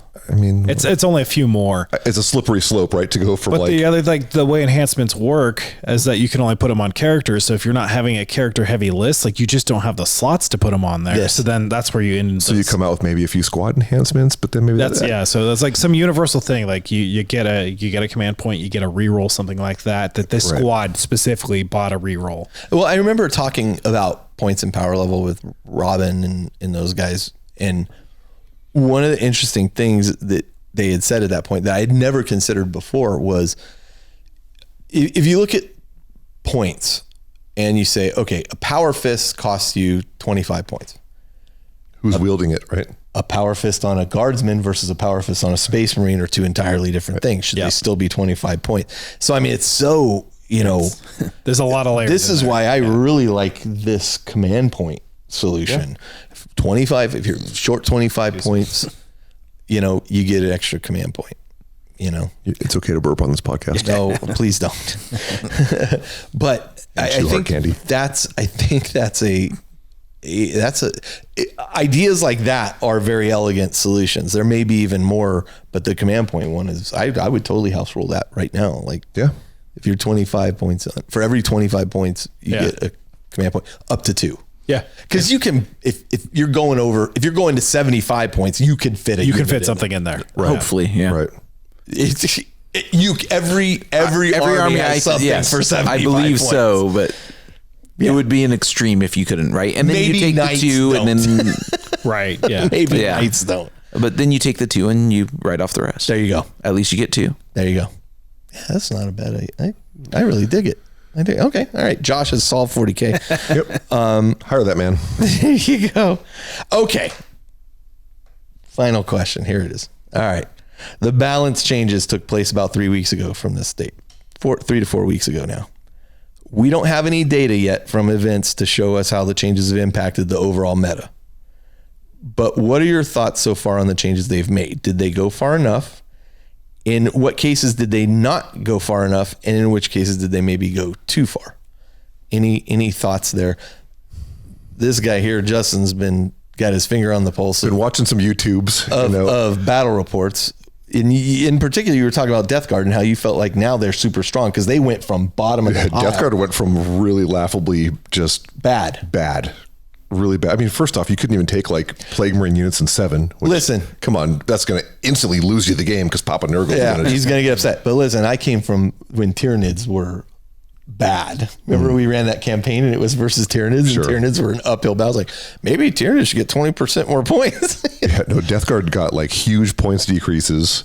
A lot of the units you were expecting to kind of go up didn't. Like the Plague Burst Crawlers and Mortarion. Don't quote me on this, people. I'm probably wrong. But they didn't go up significantly enough that you weren't going to take them. They added these 3 choices of poison toxins you could use to like tailor before every game to who didn't exist before. They gave them a whole new, brand new 3 poisons to choose from. Oh, I'm playing an OBSEC heavy army. Well, now, if you're within range of my miasma, you're OBSEC -1. Like that's huge, right? Probably and that's the weakest of them, and that's very similar to the Thousand Sons have like 3 things they can choose from each game, right? You don't have to factor in. Actually, like I'm going to a tournament. I don't have to state that I'm using this rule. Like in the Thousand Sons, you actually get to pick each round in each game, right? Or each round in each game. Yeah. Yeah. I mean, but it is similar. Like you have 3 things that you can choose from. You can do this, or this round, right? Huge, right? Yeah. I mean, yeah, and just the ability to play, I'm playing Eldar, I'm playing Orcs, I'm playing Necrons, like to use this ability. And they're all really good. Like the -1 OBSEC is the worst of them. And then from what I've heard from Eldar definitely with the changes to devastating wounds, that was huge because that was just made a huge difference. That was pretty nonsensical. And Josh, can you explain that a little bit? Because it took some explaining to me, and there may be people on the podcast that don't understand why those devastating wounds were so devastating, for one, and what the change actually means. Yeah. So the big issue with devastating wounds in the past was they actually changed how mortal wounds are working now. And that devastating wounds were dealing mortal wounds, which were spilling over to multiple models. Through. So if you had the Wraith Knight as the prime example with its giant anti-tank lance that does 2d6 damage, if you shoot that at a unit of guards and you use a fate dice to make that a devastating wound, you're doing 2d6. You're just removing 2d6 models. So you have a weapon that was really designed anti-armor, wiping out units of infantry. Yes. So the fix that they've implemented here is that devastating or mortal wounds now will ignore invulns and armor saves, but they do not spill over. So only one thing is getting killed. He's got 2 guns. He hits those guardsmen. He's killing 2 guards. Yeah. Yeah, not an effective use. Huge of that difference. Weapon. Yeah. I mean, he's still effective at hitting that tank or that big monster or whatever. But that's what he's designed to hit. The Wraith Knight was really the problem, and it was his weapon gets D3 shots, and then if you get 3 shots, you hit and you wound with those 3 shots, you're doing 66 wounds. Yeah, it was ridiculous. Which that you could automatically just make, like you said, D6, not 66. Yeah, yes. Okay. Yeah, so up to 36 wounds of just obliteration. Yeah, remove that squad. Yeah, and the changes to towering as well. Yeah, that was a big change also. Yeah, absolutely. Well, and jacking up the price of Wraith Knight to like 500 and something. 510 points. They're pricey. Yeah. Which is a shame. It's a great model, and I'd love having my army, but that Wraith Knight, since his inception, has just been up and down. Yeah, they just can't quite get it right. They just can't quite get it right. Yeah. Any other changes there that kind of leap at you? I think they've made some changes to Space Marines, and in particular the way that, and while this is more recent in the introduction of their codex, the way their preview of the codex, the way their Oath of Moment has changed is not quite as powerful as it was before. I think it'll scale better in smaller games that way. It just rerolls hits instead of hits and wounds, right? Right. Yeah. See, I play this game. Yeah. Hey, you know what's going on. You're playing it in your head. One thing I'm really happy to see is that melee units, from what I've seen, the few indexes and that I have looked at for the points adjustments, melee units across the board from what I looked at went down. Yeah. That's awesome. Which helps. Which makes a lot of sense. I mean, it's great to say, drive me closer, I want to hit him with my sword.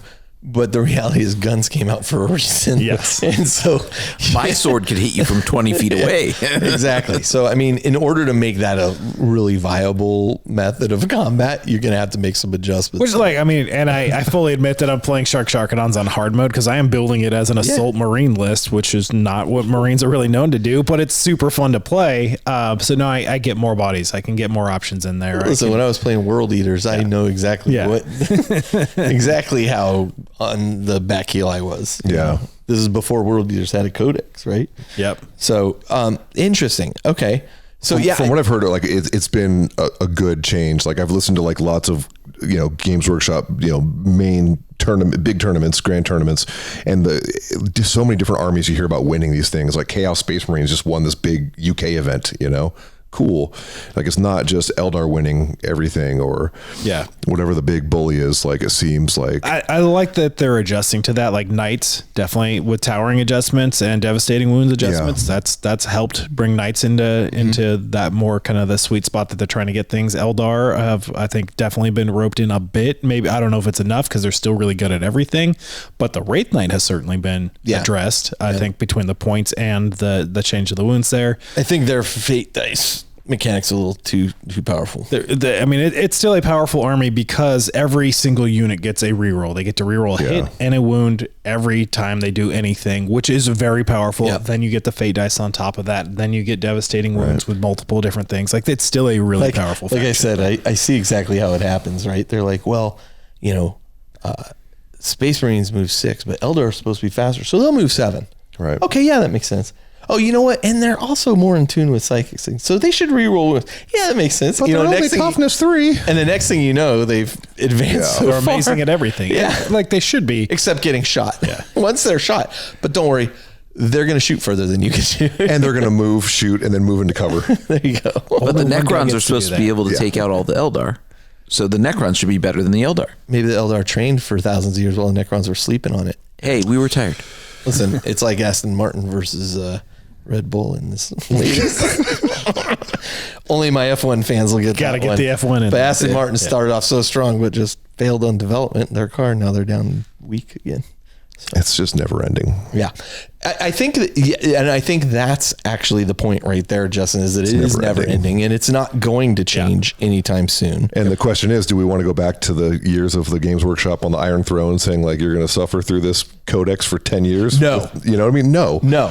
But like, it is better back now. To your question about, are we like just swarmed with choices of games to play? Now it's like, now we're a little bit swarmed with keeping up to date with these changes. Yes.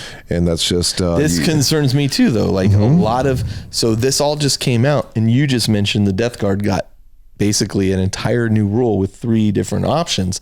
It's like, look, clearly the index cards of these units, like, this was all half baked.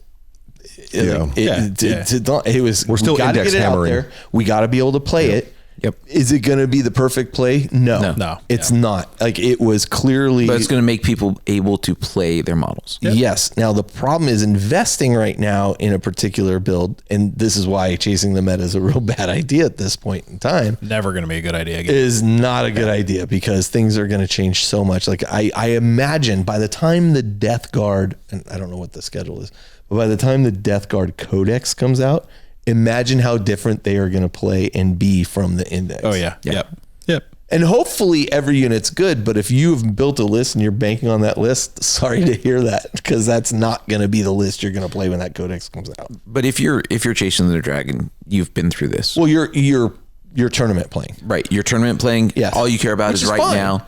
You sell off stuff and rebuild it. Which is fine. Just be aware that you have a good year, you have a good year, but just be aware of it. From a, it's like an abusive relationship being into 40K, you know? It can be. It's just like there's highs and there's lows, and sometimes you're just getting slapped in the face and cigarettes put out on your neck, and sometimes, you know, you're in Maui. Good God. You know? What just happened? You know, surfing. Wait, that was bad and out. She ran away with your dog. We're not in Maui right now. No.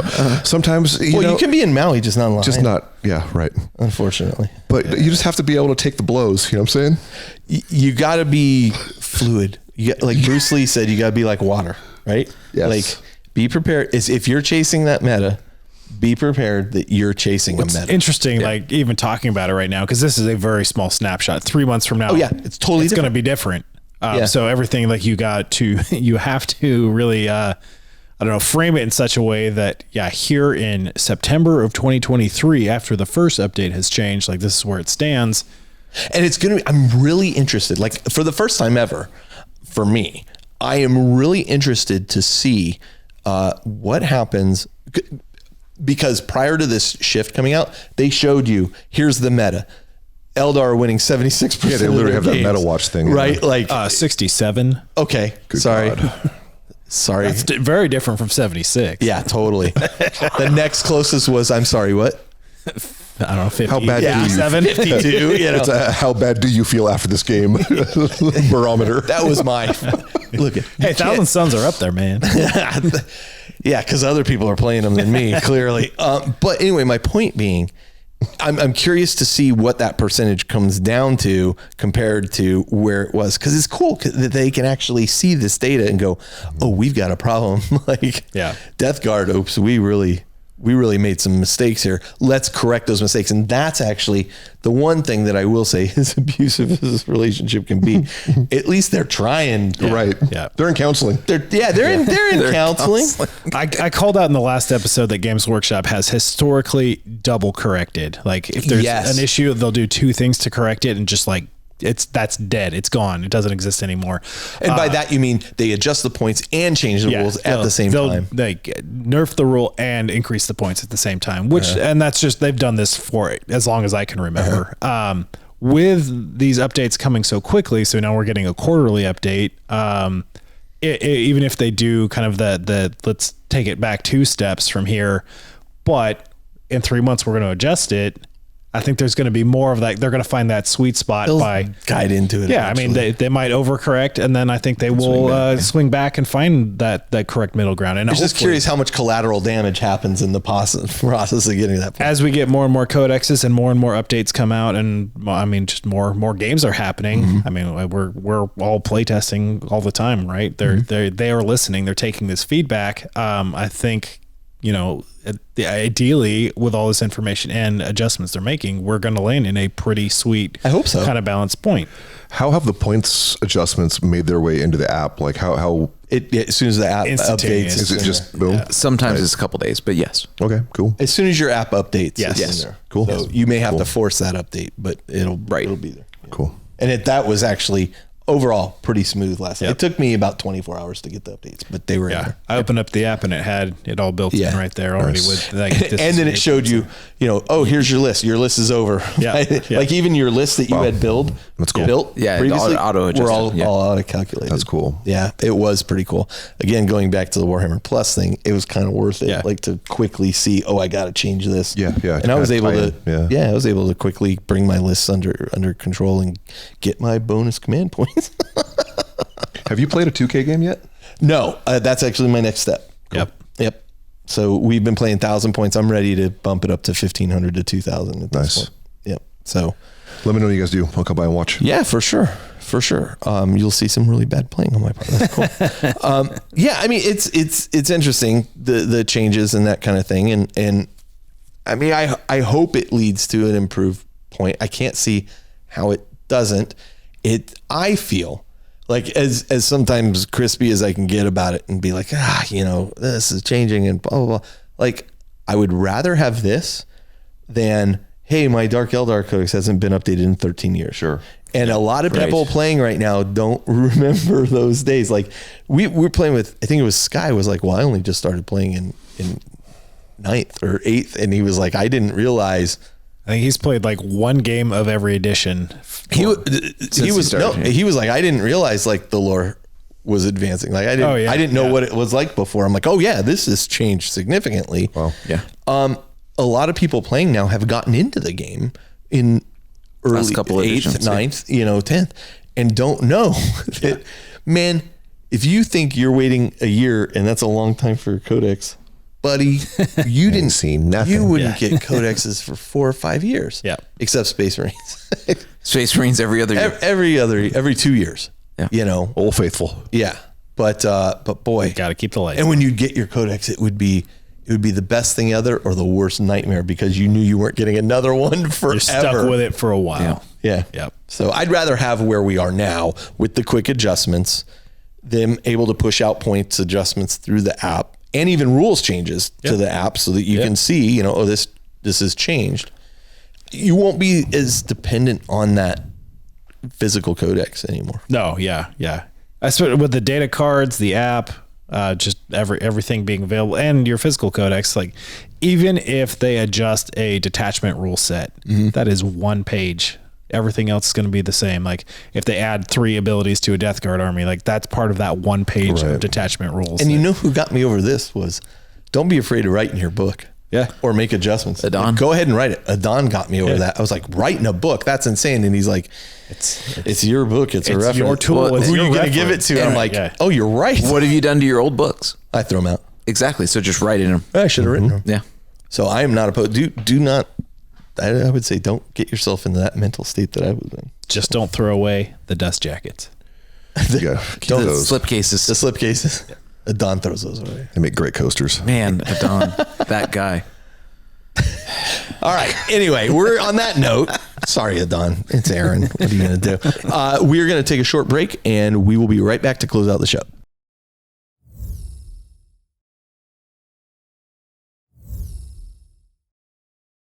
All right. We're back to close out the show. So we just got a few final messages here.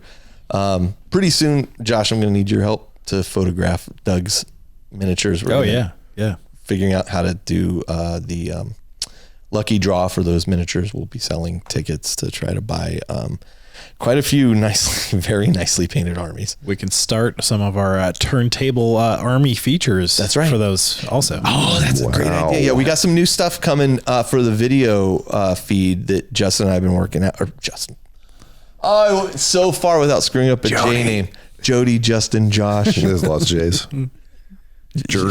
Jerks. All of us. Yeah. Anyway, we got some new ideas that Josh and I have been working on for the video channel. Again, we keep saying that, but we're much closer to actually filming those. We're just setting aside some time for that right now. Again, leave us a review on iTunes or whatever your podcast app of choice is. We do appreciate the reviews, and we do go and read them. And well, I go and read them, and then I tell Josh this one was bad or good.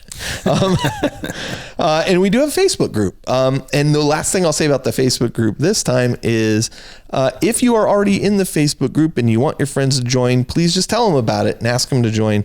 Rather than sending them the invite, we auto decline people who do not fill out the questionnaire on the survey. That saves us a lot of spam.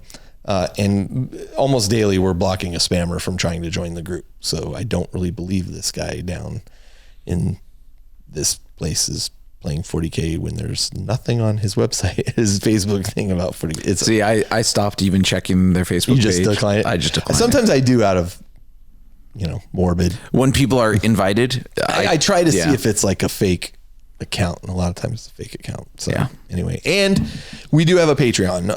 If you are supporting our Patreon, you're already aware, especially if you're at the Inquisitor level, that we've released our first episode of our role-playing Dark Heresy episode, which I got some great feedback, and actually some good feedback for Chelle to give her. She was excited to hear. That's right. Yeah, she's very nervous about being on that, but she did great. It was fun.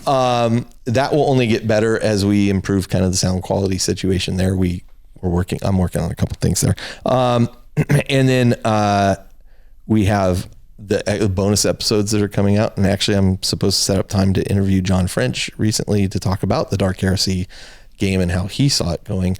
But we're releasing some great content on there. And I've got in discussion with some other folks for the influential faces of 40K series there, people who've had a tremendous impact on Warhammer 40,000 from the community perspective. So we've had some great conversations there, and I got some more of those coming up too for next month. And we're coming up in next month pretty quick at this point. Yep. Nice.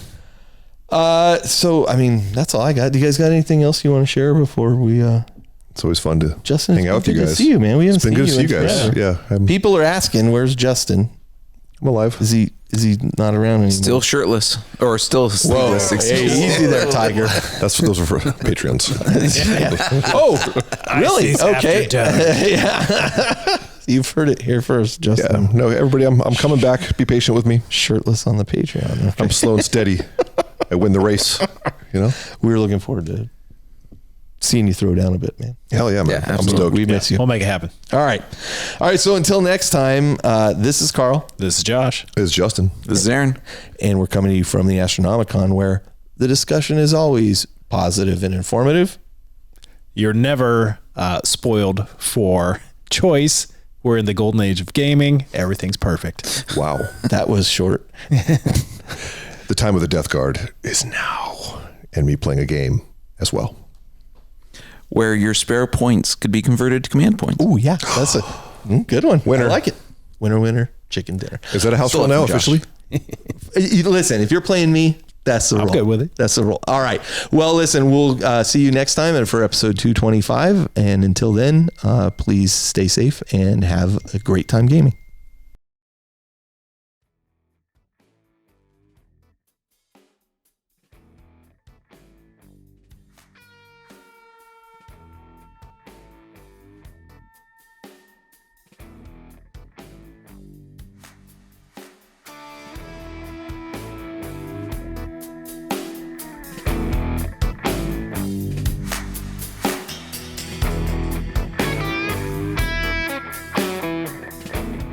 This episode of The Independent Characters is protected by the Creative Commons license. If you have further questions as to its use, you can find information on the front page at theindependentcharacters.com.